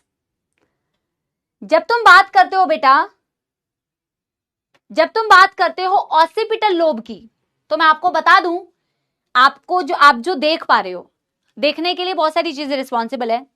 लाइट आती है, light is a stimulus, light आती है, आई से एंटर करती है बेटा, है ना, प्यूपिल से होते हुए, लेंस से पास होते हुए, रेटिना के ऊपर जाती है, इमेज फॉर्मेशन होती है। जो भी कैसे कैसे दिखती है तुम्हें, आई से जाती है एक nerve, optic nerve, optics, optics होते हैं ना, ऑप्टिक्स के स्टोर होते हैं ना, vision, optic nerve, sensory nerve, ये ऑप्टिक नर्व इंफॉर्मेशन को कहां लेके जाती है?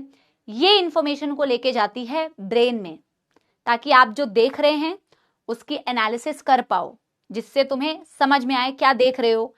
इमेज फॉर्मेशन, बेसिकली ओवरऑल जो इमेज बन रहा है उसमें जिस नर्व का काम है, जिसकी वजह से तुम देख पा रहे हो, ऑप्टिक नर्व का काम है।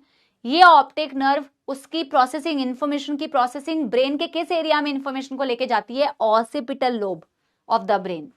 तो यहां होता है विजुअल प्रोसेसिंग, जिससे तुम्हें दिखाई देता है, विजुअल प्रोसेसिंग, बिल्कुल उसी प्रकार से जो तुम्हें सुनाई देता है। हमारी कान के अंदर बेटा, हमारी इंटरनल ईयर में सेंसरी स्ट्रक्चर्स होते हैं, हेयर सेल्स होते हैं, जो हियरिंग के लिए रिस्पॉन्सिबल होते हैं। जब साउंड वाइब्रेशन आता है, साउंड जब आता है तो अंदर फ्लूइड में मूवमेंट होती है। बड़ी कहानी है, मजेदार कहानी थी, बट अफसोस बेटा वो डिलीट हो चुकी है। तो जब आपको सुनाई देता है तो वहां से ऑडिटरी नर्व इंफॉर्मेशन को लेके जाती है। ऑडिटरी नर्व इंफॉर्मेशन को कहां लेके जाती है? Temporal region of the brain. Brain के इस टेम्पोरल एरिया में, सोचो पास ही तो है, तो टेम्पोरल एरिया में तुम्हारी ऑडिटरी नर्व इंफॉर्मेशन लेके जाती है। ऑप्टिक नर्व सीधे कहां लेके गई इंफॉर्मेशन को? ऑप्टिक नर्व सीधे बेटा इंफॉर्मेशन लेके गए अपने पास वाले एरिया में, ऑसिपिटल लोब में। आपकी ऑडिटरी नर्व कहां इंफॉर्मेशन को लेके गई बेटा? आपके क्या बोलते हैं, temporal lobe of the brain में। यहां होती है ऑडिटरी प्रोसेसिंग। और बहुत सारे ऐसे सेंसरी फंक्शंस जो आपकी touch, taste, smell, pain, hot, cold, ये सारी सेंसरी जो इनपुट्स होते हैं वो इंफॉर्मेशन कहां आती है? आपकी पैराइटल लोब में. So most of these sensory inputs are analysed in your parietal lobe of the brain. The feeling of hot, the feeling of cold, जो भी टेम्परेचर तुम फील कर पा रहे हो, पेन, है ना, टच, ये सारी चीजें पैराइटल लोब. ठीक है ना? Yes. So in sensory inputs of pain, hot, cold, touch, etc. That's it. That is it. जल्दी बताइए. बस इतना ही बताना था मेरे को थोड़ा सा लोब्स के बारे में. इससे ज्यादा और कुछ नहीं पढ़ेंगे. लोब्स के बारे में इतना काफी है एनसीईआरटी के उस लाइन को समझने के लिए कि कैसे विजुअल प्रोसेसिंग होती है, कैसे ऑडिटरी प्रोसेसिंग होती है, कैसे बाकी सेंसरी इनपुट्स आते हैं, कहां मेमोरी के लिए रिस्पॉन्सिबल है. That is sufficient. अब हम एक्चुअल में पढ़ेंगे एनसीईआरटी ने सेरिब्रम से रिलेटेड क्या क्या फंक्शंस बताए हुए हैं और सेरिब्रम के एज पर एनसीईआरटी क्या क्या क्वेश्चंस बन सकते हैं, इसकी डिस्कशन थोड़ी सी करेंगे. ऐसा माना जाता है, जैसे मैंने तुमसे पूछा सेरिब्रम में, जैसे तुम सेरिब्रम को इमेजिन करते हो तो जो चीज तुम इमेजिन कर पा रहे हो वो फोल्ड्स को इमेजिन कर पाते हो. एक्चुअल में सेरिब्रम की जो सरफेस होती है वो बहुत ज्यादा कॉन्व्यूलेटेड होती है. तुमने कॉन्व्यूलेटेड वर्ड तो कई बार सुन लिया है बेटा. Proximal convoluted tubule, distal convoluted tubule, folds. अच्छा, कहीं पे भी जो फोल्ड्स होते हैं ना, फोल्ड्स, वो फोल्ड्स का रीजन क्या होता है? विलाई, माइक्रोविलाई, फोल्ड्स होते हैं. कहीं पे भी फोल्ड्स अगर होते हैं तो उसका क्या रीजन होता है? एक ही रीजन समझ में आता है जो आप लोगों को, वो है इंक्रीज इन सरफेस एरिया. क्यों चाहिए increase in surface area cerebrum में? तो आगे मैं जो लाइन लिखने जा रही हूं उसमें मैं ये बोल रही हूं कि सेरिब्रम हैज कॉन्वोल्यूटेड सरफेस.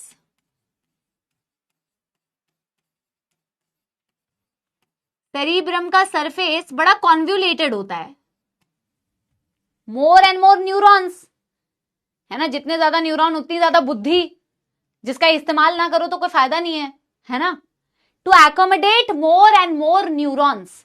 यहां पे सरफेस एरिया क्यों बढ़ा रहे हो? मेरा सवाल ये था.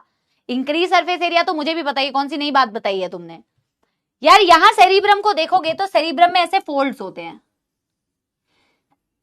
बट मैं आप लोगों को बता दूं, मैं इस फोल्ड्स के नाम नहीं बता रही हूं आपको, गाइडाई और फलाना ढिमकाना, क्योंकि नाम नहीं है तुम्हारे एनसीईआरटी में. ठीक है ना?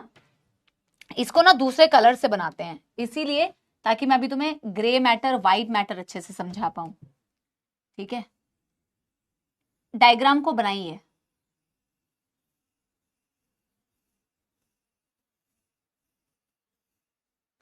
डायग्राम को बनाइए. देखिए, हम कह रहे हैं कि ये बड़ी सरफेस, मतलब ये कॉन्वोल्यूटेड सरफेस दिख रही है ना तुम्हें, यही मैंने बताया कि कॉन्वोल्यूटेड सरफेस होती है. ऑफ कोर्स मैं यहां पे लिख सकती हूं to accommodate more neurons, to accommodate more neurons. अब आप अगर न्यूरॉन्स की पोजीशन इसमें देखोगे तो न्यूरॉन्स सेरिब्रम में कैसे होते हैं?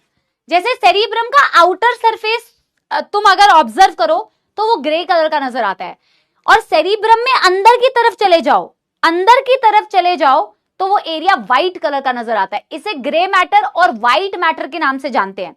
देखो, सेरिब्रम का बाहर का हिस्सा कहलाता है सेरिब्रल कॉर्टेक्स. ये वर्ड आपने सुना है जब हमने मल्टीपोलर न्यूरॉन्स का डिस्कशन किया था कि मल्टीपोलर न्यूरॉन्स एग्जाम्पल होता है इसका सेरिब्रल कॉर्टेक्स. जब आप ब्रेन में देखते हैं न्यूरॉन्स की पोजीशन किस तरीके से होती है, सपोज ये मैं दिखा रही हूं कॉर्टेक्स वाला हिस्सा. अगर आप न्यूरॉन्स को देखोगे ना बेटा, न्यूरॉन्स की जो सेल बॉडी है, अब मेरे को बनाने दो एक बारी. न्यूरॉन्स की सेल बॉडी तुम्हें यहां नजर आती है. अब इसको डार्क कलर से बनाना चाहिए था ना, तभी तो ग्रे और व्हाइट समझ में आएगा तुम्हें. तो ब्लू कलर से बना देते हैं. ब्लू कलर का होता नहीं है, इसे दिखाने के लिए बता रही हूं. ये सेल बॉडी बना रही हूं मैं.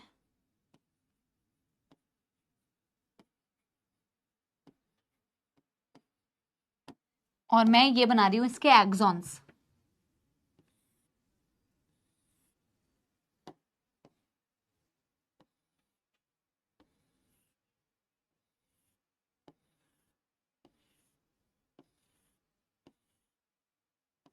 अगर तुम आप अपने ब्रेन को ऑब्जर्व करो तो आपकी, इसको थोड़ा बेटा पहले दो ना, थोड़े मोटे बन गए थे, इसको थोड़ा और इसको पतला बनाते हैं पहले, है ना। ये न्यूरॉन्स, ये न्यूरॉन की माइलिन वाली एक्सॉन्स। जब आप न्यूरॉन्स को ऑब्जर्व करते हो तो क्या होता है ना, ब्रेन में अंदर की तरफ ऐसे माइलिनेटेड एक्सॉन्स दिखते हैं और बाहर की तरफ आपको सेल बॉडी नजर आती है ब्रेन में।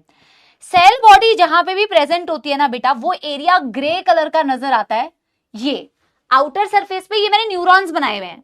तो न्यूरॉन की सेल बॉडी की प्रेजेंस जो है ना, ये सेल बॉडीज की वजह से अपीयरेंस जो होती है बाहर के तरफ, ये आउटर साइड पे है ब्रेन के कॉर्टेक्स वाले हिस्से पे, आउटर साइड पे तुम्हें नजर आता है सेल बॉडी। और सेल बॉडी की प्रेजेंस जो होती है इसको ग्रेइश अपीयरेंस देती है, जिसकी वजह से इसे बोला जाता है ग्रे मैटर। ग्रेइश अपीयरेंस, मैं कह रही हूं इसे बोलते हैं ग्रे मैटर, इसे बोलते हैं ग्रे मैटर। क्या समझे? ग्रे मैटर का मतलब है presence of cell bodies. Cell bodies outer side पे ग्रेइश अपीयरेंस देते हैं आपके ब्रेन को, इसीलिए ब्रेन में always you see that grey matter is on outside.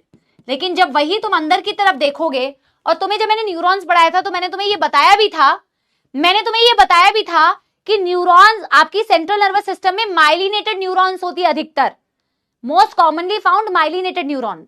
तो ये जो माइलिनेटेड एक्सॉन्स है ना ब्रेन में, ये माइलिनेटेड एक्सॉन्स, ये माइलिनेटेड एक्सॉन्स आपके ब्रेन में व्हाइटिश अपीयरेंस देती है। इट गिव्स व्हाइटिश अपीयरेंस, जिसकी वजह से आप कहते हो बेटा अंदर की तरफ व्हाइट मैटर और बाहर की तरफ ब्रेन में होता है ग्रे मैटर। व्हाइट मैटर और ग्रे मैटर का कॉन्सेप्ट समझ में आया? Why you say white matter and grey matter? Very good Bhavneet, बिल्कुल सही। Opposite arrangement in spinal cord. जब स्पाइनल कॉर्ड पढ़ाया जाता था तो तुम स्पाइनल कॉर्ड में जब ये चीज देखते थे, स्पाइनल कॉर्ड में अंदर की तरफ ग्रे मैटर होता है और बाहर की तरफ व्हाइट मैटर होता है। ये मैं नोट डाल के एक पॉइंट लिखवा दूंगी, opposite to the brain. Brain में बाहर बाहर ग्रेइश अपीयरेंस होती है और अंदर जैसे ही जाओ तो व्हाइट अपीयरेंस होती है, बिकॉज अंदर की तरफ माइलिनेटेड एक्सॉन्स है। Opposite arrangement for spinal cord, inside they have grey matter, outside they have white matter. ठीक है, तो मैं ये पॉइंट नोट डाल के लिखवा भी दे रही हूं। In spinal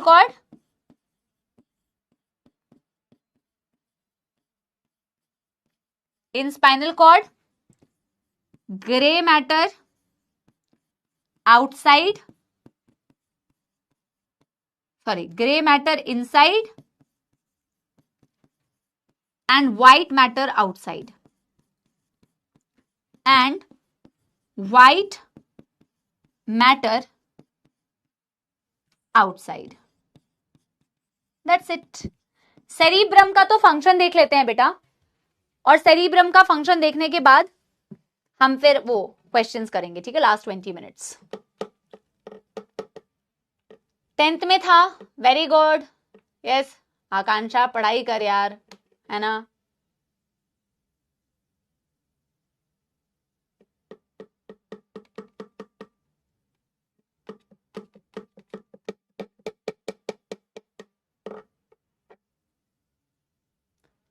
done everybody.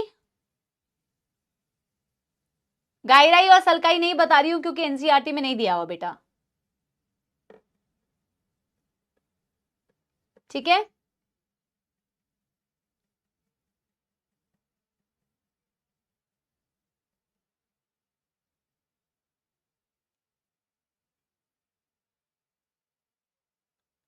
आगे बढ़े। अब देखो, जब आप सेरिब्रम के फंक्शंस देखते हो, देखो वैसे तो आपने सेरिब्रम के फंक्शंस ऑलरेडी देख लिए हैं, आपने सेरिब्रम के फंक्शंस ऑलरेडी देख लिए हैं। क्या देखा? विजुअल इंटरप्रिटेशन यहां हो रही है, ऑडिटरी इंफॉर्मेशन यहां पे हो रही है, ऑल काइंड ऑफ बेटा sensory inputs like pain, cold, hot, touch, ये सारी इनपुट्स भी यहां आ रही है, memory, intelligence, creativity, imagination, logic, reasoning, aptitude, ये तो आपने पढ़ ही लिया। बट एज पर एनसीईआरटी आप अगर देखोगे तो सेरिब्रम को एनसीईआरटी कहती है सेरिब्रम में ना 3 हिस्से होते हैं, 3 एरियाज होते हैं। कुछ एरियाज होते हैं जिन्हें सेंसरी एरियाज बोला जाता है, कुछ एरियाज होता है जिन्हें मोटर एरियाज बोला जाता है, और कुछ लार्ज एरियाज होते हैं जिन्हें एसोसिएशन एरियाज बोला जाता है। तो एज पर एनसीईआरटी नीट में जो सवाल बनेगा वो याद रखना जरूरी है। ये लास्ट है बेटा सेरिब्रम से एसोसिएटेड, और सेरिब्रम ही सबसे ज्यादा डिस्क्राइब किया हुआ है, बाकी पार्ट्स इतना डिस्क्राइब नहीं किया हुआ। ठीक है, तो जब हम कहते हैं बेटा areas of cerebrum, NCERT says that there are 3 areas of cerebrum. कौन कौन से 3 एरियाज होते हैं बेटा? सेंसरी एरियाज,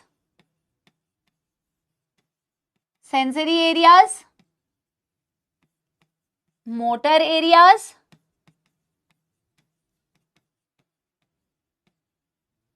एंड एसोसिएशन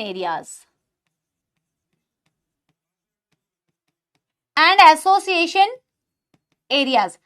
देखो वैसे मैं आपको जो डायग्राम बना के बता रही हूं एग्जैक्टली वैसा डायग्राम नहीं होता है। ठीक है, यस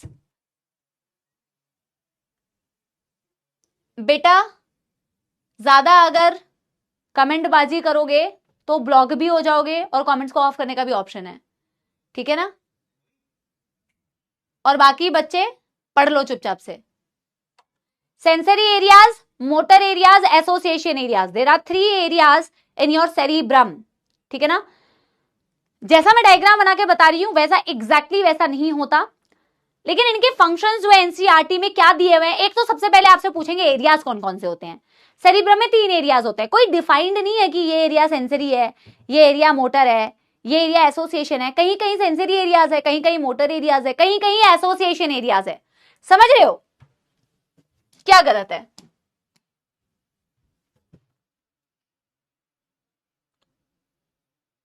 क्या गलत है? ज्यादा बकवास कर रहे हो बेटा यार।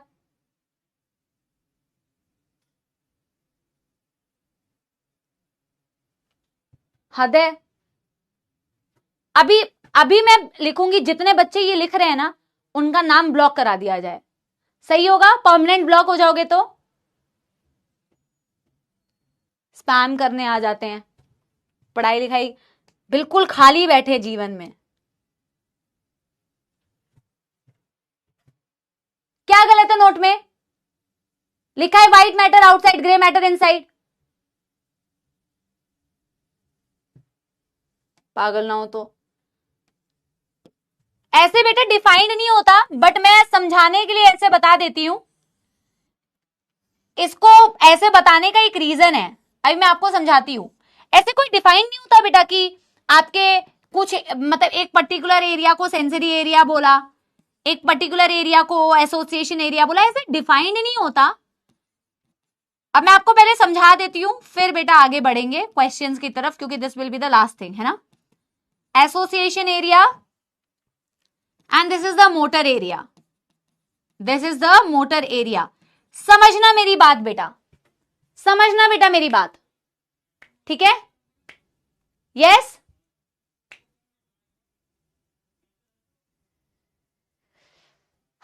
ये जो बुद्धिहीन लोग होते हैं ना, इन बुद्धिहीन लोगों को थोड़ा सा बताना पड़ेगा। यहां पे क्या लिखा है बेटा? यहां लिखा है स्पाइनल कॉर्ड। जितने भी बुद्धिहीन लोग बिल्कुल भी ध्यान से नहीं पढ़ते हैं ना, ग्रे मैटर इनसाइड होगा। ग्रे मैटर इनसाइड होता है स्पाइनल कॉर्ड के लिए, और व्हाइट मैटर आउटसाइड होता है स्पाइनल कॉर्ड के लिए। ब्रेन के लिए ग्रे मैटर आउटसाइड, ब्रेन के लिए व्हाइट मैटर इनसाइड। बिल्कुल ही पागल ना हो तो। चलो अब देखो बेटा, ठीक है ना, देखो इधर ऐसा कुछ डिफाइंड नहीं है कि ये सेंसरी एरियाज है, ये मोटर एरियाज है, ये एसोसिएशन एरियाज है, नहीं। और इसको हम लिख नहीं रहे हैं, बट मैं आपको बता रही हूं, ठीक है ना। देखो कुछ कुछ एरियाज ब्रेन में सेंसरी एरियाज कहलाते हैं। ऐसा क्यों कहलाते हैं? क्योंकि सेंसरी न्यूरॉन जो इंफॉर्मेशन को लेके जाती है वो सेंसरी एरियाज में लेके जाती है। कुछ कुछ एरियाज को मोटर एरियाज क्यों बोलते हैं? क्योंकि जो आपकी मोटर न्यूरॉन्स है वो इंफॉर्मेशन को मोटर एरिया से लेके आ रही है। सो सेंसरी एरियाज में सेंसरी इनपुट्स आ रहे हैं, मोटर एरियाज से मोटर आउटपुट्स जा रहे हैं, समझ रहे हो। इसीलिए उस एरिया को सेंसरी एरिया बोला जहां सेंसरी न्यूरॉन से इंफॉर्मेशन आ रही है और उसकी प्रोसेसिंग हो रही है। उन एरियाज को मोटर एरियाज बोला जहां से मोटर इंफॉर्मेशन जा रही है। So sensory areas, motor areas. आपकी जो एसोसिएशन एरियाज होती है, large areas, they are neither completely sensory nor completely motor, ठीक है ना। अब समझना बेटा, मैंने बोला सेंसरी न्यूरॉन से इंफॉर्मेशन सेंसरी एरियाज में गई, मोटर न्यूरॉन से इंफॉर्मेशन मोटर न्यूरॉन से आई, लेकिन आपकी जो एसोसिएशन एरियाज है वो neither completely sensory nor completely motor. लेकिन इसके जो फंक्शन होते हैं एग्जाम पॉइंट ऑफ व्यू से बहुत ज्यादा इंपॉर्टेंट है। और एनसीईआरटी कहती है association areas are the large areas of cerebrum. Large areas होते हैं सेरिब्रम के। तो आपकी sensory inputs comes in these, यानी कि सेंसरी एरियाज में सेंसरी इनपुट्स आते हैं, मोटर इंफॉर्मेशन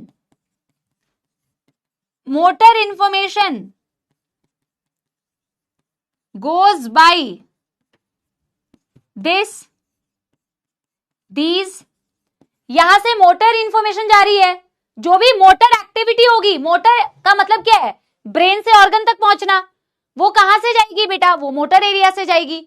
सेंसरी न्यूरॉन क्या करती है? इंफॉर्मेशन को लेके आती है, इंफॉर्मेशन को लेके आती है from the organ to the brain. कहां लेके आ रही है? सेंसरी एरियाज में लेके आ रही है।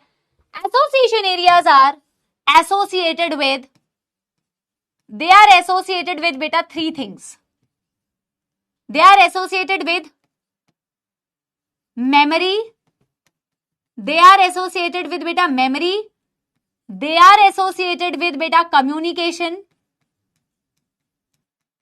and they are associated with intersensory functions. What is intersensory function? Like NCERT says, neither completely sensory nor completely motor. Intersensory functions का मतलब होता है आप एक बार में अगर मल्टीपल सेंसरी इनपुट्स है उसकी एनालिसिस कर सकते हो। मल्टीपल सेंसरी इनपुट्स का क्या मतलब होता है बेटा? खाना है मेरे सामने तो मैं उसको स्मेल भी कर सकती हूँ, मैं उसको देख भी सकती हूँ, अगर टेस्ट कर रही हूं तो टेस्ट भी कर सकती हूँ। ऐसा नहीं होगा कि एक ही सेंसरी इनपुट की एनालिसिस हो सकती है। आप समझ रहे हो? अगर टेस्ट कर पा रही हूं तो देख भी पा रही हूं, देख पा रही हूं तो स्मेल भी कर पा रही हूं। मल्टीपल सेंसरी इनपुट्स की एनालिसिस। नीदर कंप्लीटली सेंसरी बोलते हो नॉर कंप्लीटली मोटर बोलते हो, इंटरसेंसरी फंक्शंस बोलते हो। समझ रहे हो? यस एवरीबॉडी, यस एवरीबॉडी, ठीक है। It is associated with memory, communication and intersensory functions. Multiple sensory inputs analysis. आज हम सिर्फ बेटा सेरिब्रम तक ही रखेंगे। पहले एनसीईआरटी की रीडिंग करेंगे। आप सिंपली याद रखिए, देयर आर 3 एरियाज ऑफ बेटा cerebrum. One is sensory areas, one is motor areas, one is association areas which are the large areas. Sensory areas, sensory input coming. Motor areas, motor information going. Association areas associated with memory, communication, intersensory functions. ऐसे define नहीं होता कि cerebrum में ये association है, ये sensory है, ये मोटर है। अलग अलग जगह पे बेटा, यहाँ पे भी सेंसरी हो सकता है, यहाँ पे भी सेंसरी हो सकता है, यहाँ पे भी सेंसरी हो सकता है, यहाँ पे भी मोटर हो सकता है, यहाँ पे भी मोटर हो सकता है। समझ रहे हो ना? ठीक है, पहले यहां तक की एनसीईआरटी की रीडिंग करते हैं, एनसीईआरटी की कैटलिस्ट करते हैं उसके बाद। ठीक है ना? Yes, done.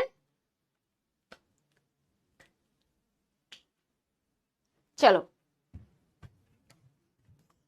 पहले एनसीईआरटी की यहां तक की रीडिंग करते हैं, जितना भी हमने पढ़ा यहां तक की एनसीईआरटी की रीडिंग करते हैं। देखो, फोर ब्रेन कंसिस्ट ऑफ, इन्होंने सारे पार्ट्स नहीं लिखे हुए, ये मत सोचना कि मैम इन्होंने तो ये मेंशन ही नहीं किया है, वो तो मैं तुम्हें खुद ही बता रही हूं कि सारी चीजें मेंशन नहीं की हुई है। पार्ट्स आपको सारे पता होना चाहिए, लेकिन डिस्क्रिप्शन हम सिर्फ उन्हीं का करेंगे बेटा जो एनसीईआरटी में दिया हुआ है, जो एनसीईआरटी में दिया हुआ है। It consist of cerebrum, it consist of thalamus, hypothalamus, बाकी कुछ मेंशन ही नहीं किया है। Cerebrum forms the major part of human brain, सबसे मेजर पार्ट फॉर्म करता है ह्यूमन ब्रेन का। A deep cleft, deep cleft वो जो डिवीजन है, divides the cerebrum longitudinally into two halves, longitudinally इसको दो हिस्सों में डिवाइड करता है, which are termed as left and right cerebral hemisphere, जो आपके सेरिब्रम को दो हिस्सों में डिवाइड कर रही है, left cerebral hemisphere, right cerebral hemisphere. The hemispheres are connected by tract of nerve fibre called corpus callosum, जो आपकी सेरिब्रल हेमिस्फीयर्स है वो कनेक्टेड होती है कॉर्पस कैलोसम की मदद से। The layer of cell which cover the cerebral hemisphere is called as cerebral cortex, cortex outer area है तो बोला the layer of cell which cover the cerebral hemisphere, cover मतलब बाहर से जो लेयर है, आउटर जो लेयर है उसे आपने बोला cerebral cortex, and it is throne into prominent folds, और यही प्रोमिनेंट फोल्ड्स में डिवाइडेड होती है। This is the outer area, this is the cerebral cortex, और यही सेरिब्रल कॉर्टेक्स प्रोमिनेंट फोल्ड्स यानी कि कॉन्व्यूलेटेड एरिया आपको इसका दिखता है। The cerebral cortex is referred to as grey matter due to greyish appearance, बोला ग्रेइश अपीयरेंस की वजह से इसको ग्रे मैटर नाम दे दिया जाता है क्योंकि वहां सेल बॉडी होती है। The neuron cell bodies are concentrated here giving this colour, grey colour दिखा क्योंकि बेटा वहां पे सेल बॉडी ज्यादा थी। Cerebral cortex contains sensory areas, cerebral cortex contain motor areas, sensory areas and large regions neither clearly sensory nor motor in functions, and these areas are called as association areas responsible for complex functions like intersensory associations, associated with memory, associated with communications. Fiber of tract covered with myelin sheath constitute inner part of cerebral hemisphere.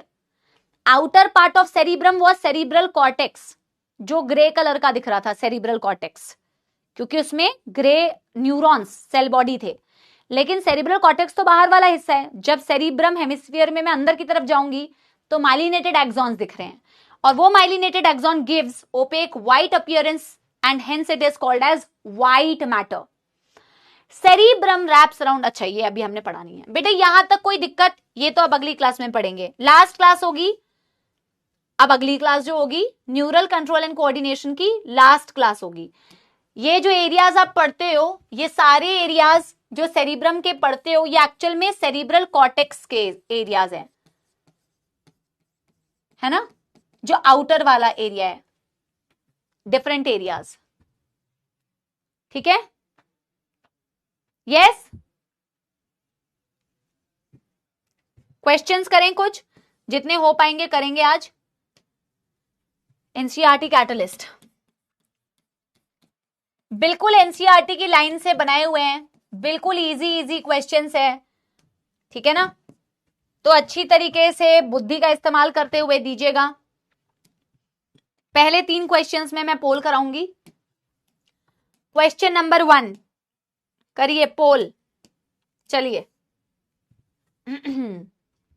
चलिए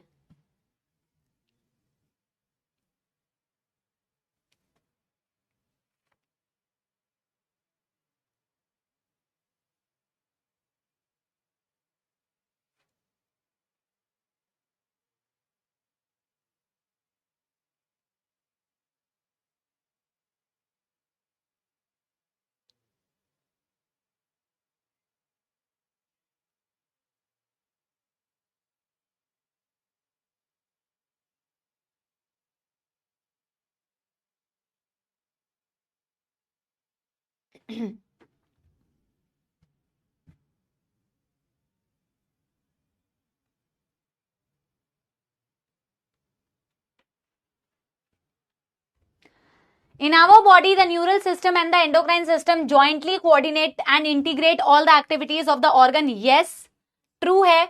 हमारी body में neural और endocrine system jointly integrate करती है सारी activities को. बिल्कुल सही बात है. The neural system provides organised network of point to point connection. Yes, point to point communication होता है बेटा, पॉइंट टू पॉइंट कोऑर्डिनेशन होता है जब आप न्यूरल सिस्टम की बात करते हैं. That is how it is different from बेटा एंडोक्राइन सिस्टम. ठीक है, both the statements are absolutely correct. Option C is the correct answer. Option C is the correct answer. 81% बच्चों का बिल्कुल सही आंसर है. लीडर बोर्ड देख लीजिए. इजी क्वेश्चन था बेटा ये तो बहुत ही आसान क्वेश्चन था. इसमें भी अगर 80% नहीं आता तो क्या आता. ये बिल्कुल इंट्रोडक्शन वाले चैप्टर मतलब इंट्रोडक्शन वाले पार्ट से हैं. क्वेश्चन नंबर 2, चलिए करिए. 30 सेकंड्स का पोल कराया जाएगा. अब इजी है, चलिए. 3 ही क्वेश्चन के लिए पोल कराएंगे, फिर बेटा फटाफट से क्वेश्चन सॉल्व करेंगे. ठीक है,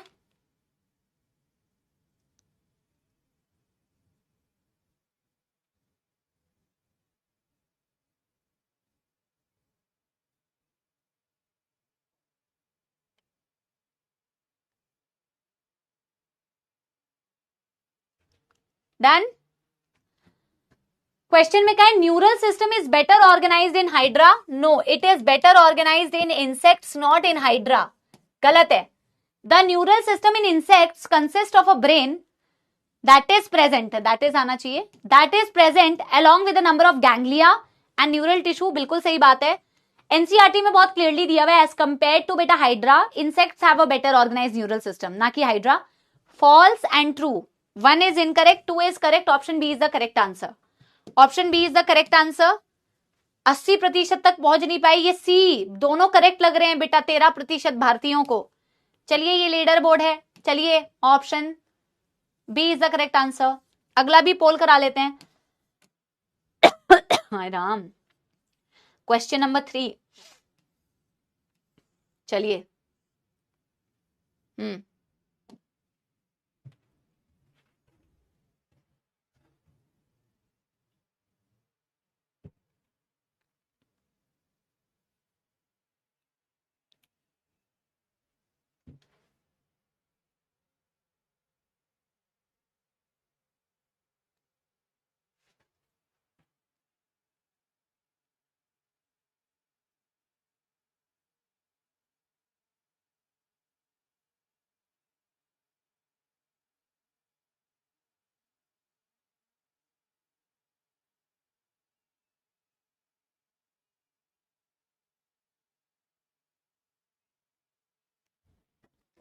Visceral nervous system is the part of peripheral nervous system that comprises of sensory as well as motor nerves.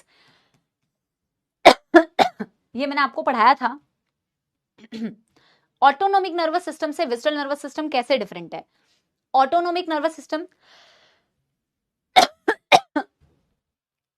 Pole is not working, कोई बात नहीं. ऑटोनोमिक नर्वस सिस्टम में सिर्फ मोटर न्यूरॉन्स की बात करते हो, लेकिन विसरल नर्वस सिस्टम में सेंसरी मोटर न्यूरॉन दोनों की बात करते हो. So it's a part of peripheral nervous system जिसमें सेंसरी और मोटर न्यूरॉन्स दोनों आते हैं. ठीक है.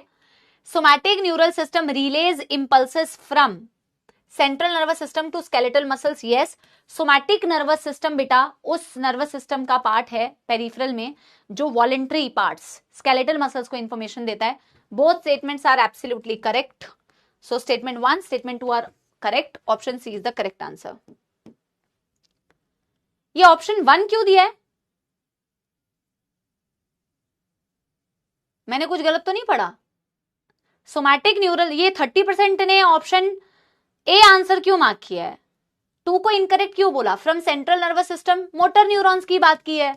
तो सोमैटिक नर्वस सिस्टम में मोटर न्यूरॉन्स होते हैं और वो मोटर न्यूरॉन्स होते हैं जो स्केलेटल मसल्स को बेटा इंफॉर्मेशन देते हैं. इसमें तुमने गलत क्यों किया बेटा? ऑप्शन ए आंसर क्यों दिया है? स्टेटमेंट 2 को इनकरेक्ट क्यों बोला? ए आंसर क्यों दिया? ये बताओ. इसमें किसी को कोई कंफ्यूजन तो नहीं है?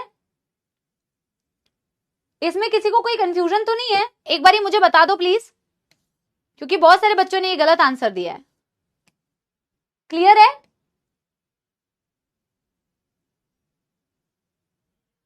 अरे भाई, पीएनएस से थोड़ी इंफॉर्मेशन, सीएनएस। अरे भाई, nervous system information central nervous system से ही तो लेके जाएगी या लेके आएगी, इसमें क्या कंफ्यूजन है यार? पेरिफेरल नर्वस सिस्टम के जो पार्ट्स हैं वो सेंट्रल नर्वस सिस्टम से या तो इंफॉर्मेशन को लेके जा रहे हैं या तो लेके आ रहे हैं। यूजुअली आप मोटर न्यूरॉन्स की बात करते हैं जब आप ऑटोनोमिक या सोमैटिक नर्वस सिस्टम की बात करते हैं, विसरल में दोनों की बात कर लेते हैं, इसमें क्या गलत है बेटा? चलो अब फटाफट से कमेंट्स में आंसर देना जल्दी जल्दी। Question number 4, given below are the two statement, one is labeled as assertion and another is labeled as reason. Based on number of axon and dendrites, neurons are divided into 3 types. बिल्कुल सही बात है, axons और dendrites के basis पर आप neurons को 3 भागों में डिवाइड करते हैं। Yes, as per NCERT, unipolar, multipolar and बेटा बाइपोलर। रीजन कहता है unipolar neurons are commonly found in embryonic stage. ये स्टेटमेंट भी बिल्कुल सही है, that unipolar neurons commonly found in embryonic stage, but इसका इससे कोई लेना देना नहीं है। रीजन करेक्ट एक्सप्लेनेशन नहीं है, दोनों स्टेटमेंट्स करेक्ट है, अपने आप में करेक्ट है, but reason is not the correct explanation of assertion. Option D is the correct answer. Question number 5, question number 5 करिए। Minimum stimulus is required to open sodium voltage gated channel as a result of which depolarization occurs. बिल्कुल सही बात है, minimum stimulus की requirement होती है sodium वीजीसी को खोलने के लिए, -55 की रिक्वायरमेंट होती है, as a result of which जिसकी वजह से डीपोलराइजेशन हो जाता है। बिल्कुल सही है, सोडियम वीजीसी खुलेगा तो मेम्ब्रेन डीपोलराइज करेगी। Average value of resting membrane potential is -70 millivolt, ये भी बिल्कुल सही है। Both statements are absolutely correct. Option C is the correct answer. Question number 6, question number 6, statement 1 कहता है the imbalance in the concentration of sodium, potassium and protein generates resting potential. Yes, इनमें जो imbalance होता है नहीं होता बेटा, इसी की वजह से तो बेटा रेस्टिंग मेम्ब्रेन पोटेंशियल जनरेट कर पाते हो। बाहर सोडियम ज्यादा, अंदर पोटेशियम ज्यादा, अंदर नेगेटिवली चार्ज प्रोटीन ज्यादा, और इसी के बेसिस पर रेस्टिंग मेम्ब्रेन पोटेंशियल जनरेट होती है। To maintain unequal distribution of sodium and potassium, neurons uses energy. Yes, इसकी अनइक्वल डिस्ट्रीब्यूशन को करने के लिए सोडियम पोटेशियम एक्टिव पंप काम करती है, 3 सोडियम बाहर फेंकती है, 2 पोटेशियम अंदर लेके आती है, तभी तो ये कॉन्सेंट्रेशन को मेंटेन करती है, जिससे रेस्टिंग मेम्ब्रेन पोटेंशियल मेंटेन हो पाती है। Both statements are absolutely correct. Option C is the correct answer. Question number 7, question number 7, nerve fiber can become excited through various stimuli like touch, smell, pressure, chemical change, and there is a change in polarity. बिल्कुल सही बात है, nerve fibre excited हो सकती है various stimuli से, touch, smell, pressure, chemical change, और जैसे ही उसको स्टिमुलस मिलता है तो there is a change in polarity. बिल्कुल सही बात है, डीपोलराइजेशन होता है, करेक्ट बात है। The post synaptic potential is always excitatory, false. It is not always excitatory, it can be excitatory, it can be inhibitory, depending कौन सा इंफॉर्मेशन आया है, कौन से न्यूरोट्रांसमीटर रिलीज हो रही है। Statement 1 is correct, statement 2 is incorrect. Option A is the correct answer. ठीक है, क्वेश्चन नंबर 7 के बाद question number 8, a synapse may or may not be separated by a gap called synaptic cleft. Transmission of an impulse across electrical synapse is very similar to impulse conduction across a single axon. बोला synapse may or may not be separated by gap called as synaptic cleft. As per NCERT, it is correct. As per NCERT मैंने तुम्हें read भी कराया था, हालांकि हम बोलते हैं इलेक्ट्रिकल साइनेप्सिस में बहुत कम क्लेफ्ट, केमिकल साइनेप्स में थोड़ा सा ज्यादा, बट एज पर NCERT एक लाइन दी हुई थी कि may or may not be separated by cleft. May or may not be separated by a cleft. Absolutely correct statement. Transmission of an impulse across electrical synapse is very similar to impulse conduction across a single axon. दोनों NCERT की line, एक single axon में जैसे आप ions की movement से conduction कराते हैं, दो न्यूरॉन्स के बीच में जब आप इलेक्ट्रिकल साइनेप्सिस की बात करते हैं तो वो बिल्कुल वैसा ही होता है जैसे एक न्यूरॉन में आप आयंस की मूवमेंट करा के कर रहे हैं, ट्रांसफर ऑफ आयन से। Both the statements are absolutely correct, option C is the correct answer. Question number 9, question number 9, when a stimulus is applied at a site, for example point A, on the polarized membrane, the membrane at site A becomes freely permeable to sodium ion. Statement 2, sodium goes outside via sodium VGC during depolarization.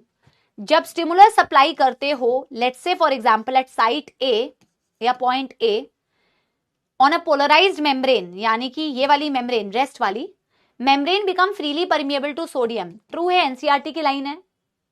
कैसे? Because sodium VGC is open, sodium enters inside, sodium enters inside बेटा via sodium VGC during depolarization. First statement is correct, second is incorrect. Option A is the correct answer. Question number 10. Question number 10. Neurons are excitable cells और reason कहता है the membrane of a neuron is in polarized state. कितने बच्चों को याद आ रहा है जब हमने ये वाला टॉपिक पढ़ा था तो उसमें सबसे पहली लाइन ये दी हुई थी, एक बारी आप खोल के भी देखिए, और उसमें तो डायरेक्ट असर्शन रीजन एक्सप्लेन भी कर दिया। उसमें कहा था neurons are excitable cells because they are polarised, they are maintained in a polarised state. ये भी करेक्ट है और ये भी करेक्ट है, और एक्चुअल में यही रीजन है कि वो एक्साइटेबल है। यही रीजन है कि आपको बार बार न्यूरॉन को वापस से पोलराइज स्टेट में लाना पड़ता है, वरना आप नया एक्शन पोटेंशियल कभी जनरेट ही नहीं कर सकते। Both assertion reason are true and reason is the correct explanation of assertion. Option C is the correct answer. Question number 11. Question number 11. Assertion reason दिया हुआ है। Assertion कह रहा है corpus callosum connects to cerebellar। अच्छा, ये तुमने वैसे भी पढ़ा नहीं है, बट कर सकते हो। टॉपिक अभी पढ़ा नहीं है पर कर सकते हो। Corpus callosum connects to cerebellar hemispheres. Associated areas are responsible for complex functions like intersensory associations, memory and communication. Yes, association areas जो होते हैं ये complex function like intersensory associations, memory, communication से associated होते हैं। जितने बच्चों ने इसका आंसर डी दिया है, महामूर्खता की है आपने रीडिंग करने में। It does not connect cerebellar hemisphere. ये नीट में भी आया हुआ सवाल है। cerebellar का मतलब होता है cerebellum। कृपया करके ऐसी सिचुएशंस में स्पेलिंग पढ़ा करिए। बड़ा स्पेलिंग का ज्ञान जो तो तुम लोग देते हो ना, इसीलिए पाप लगता है तुम लोगों को। इसीलिए बोलती हूँ डरो, ईश्वर से डरो। बड़े आए स्पेलिंग गलत है मैम। चलो, सेरी ब्रल ना कि सेरी बेलर। आया मजा? आया? ऐसा लगता है बेटा। और करो और करो। जैसा मम्मी कहती थी बचपन में, जो बोलता है वही होता है, जो जैसा बोलता है उसको पैसा ही मिलता है। आए बड़े। हाँ, हो गया ना गलत? हो गया ना -1। Corpus callosum connects to cerebellar hemisphere दिया हुआ है, false. Assertion is false, reason is true, option B. और जो बड़े बेटा हीरो बन रहे ना, हमारे तो करेक्ट है। इतना आसान सा सवाल करेक्ट करके इतनी हीरोगिरी मत दिखाओ। नीट फोड़ो तब मानू मैं। ऑफ कोर्स तब मानू क्या बेटा, मुझसे ज्यादा खुशी, मतलब आपके टीचर से ज्यादा खुशी और किसको होगी, है ना। इसी बात के साथ में बेटा करते हैं लेक्चर की समाप्ति। आज बहुत गला दुख रहा है बेटा, मैंने बहुत मतलब कष्ट में आप लोग की क्लास ली है, बट ले ली है ना। और अब गाना आज मैं नहीं गा पाऊंगी क्योंकि ओके। बहुत बढ़िया, अच्छा स्कोर किया है। 9 on 10, 11 on 10, 10 on 10, है ना। बहुत सही, बहुत सही। 8 on 10, अच्छा स्कोर है। क्वेश्चंस बिल्कुल एनसीईआरटी की लाइन से ही बनाए थे, है ना। एक्चुअल में क्वेश्चंस एनसीईआरटी की लाइन से ही आते हैं। आप लोग बेटा बहुत ज्यादा जब स्मार्ट बनते हैं, जबरदस्ती की डिफिकल्ट चीजें करना चाहते हैं, ऐसा कर लेते हैं, ये तो डिफिकल्ट है, ऐसा कर लेते हैं। एनसीईआरटी एक बार ही पेपर खोल के देखा करो, नीट का लेवल क्या है उसका, आप अपने आप को उसी के अकॉर्डिंग प्रिपेयर करो। जबरदस्ती का बेटा हीरो नहीं बनना है। मेडिकल कॉलेज में बहुत हीरो बनने का समय मिलेगा, जीवन में भी बहुत हीरो बनने का समय मिलेगा, वहां बनना है। यहाँ रेलेवेंट पढ़ाई करनी है और अच्छी पढ़ाई करनी है। ठीक है, इसी बात के साथ में बेटा मिलते हैं अगली कक्षा में। बहुत बहुत धन्यवाद, बहुत बहुत थैंक यू। अब अगली क्लास में गाना सुनाया जाएगा जब गला ठीक हो जाएगा। लॉट्स ऑफ लव, पिछली क्लास का गाना सुन लेना, ठीक है। चलिए, बहुत बढ़िया तरीके से पढ़ाई कीजिए बेटा। Do let me know in the comment section आपको लेक्चर कैसा लगा। नेक्स्ट लेक्चर न्यूरल का आखिरी लेक्चर होगा, ठीक है। We love you Somu ma'am, bye bye bye bye, thank you thank you.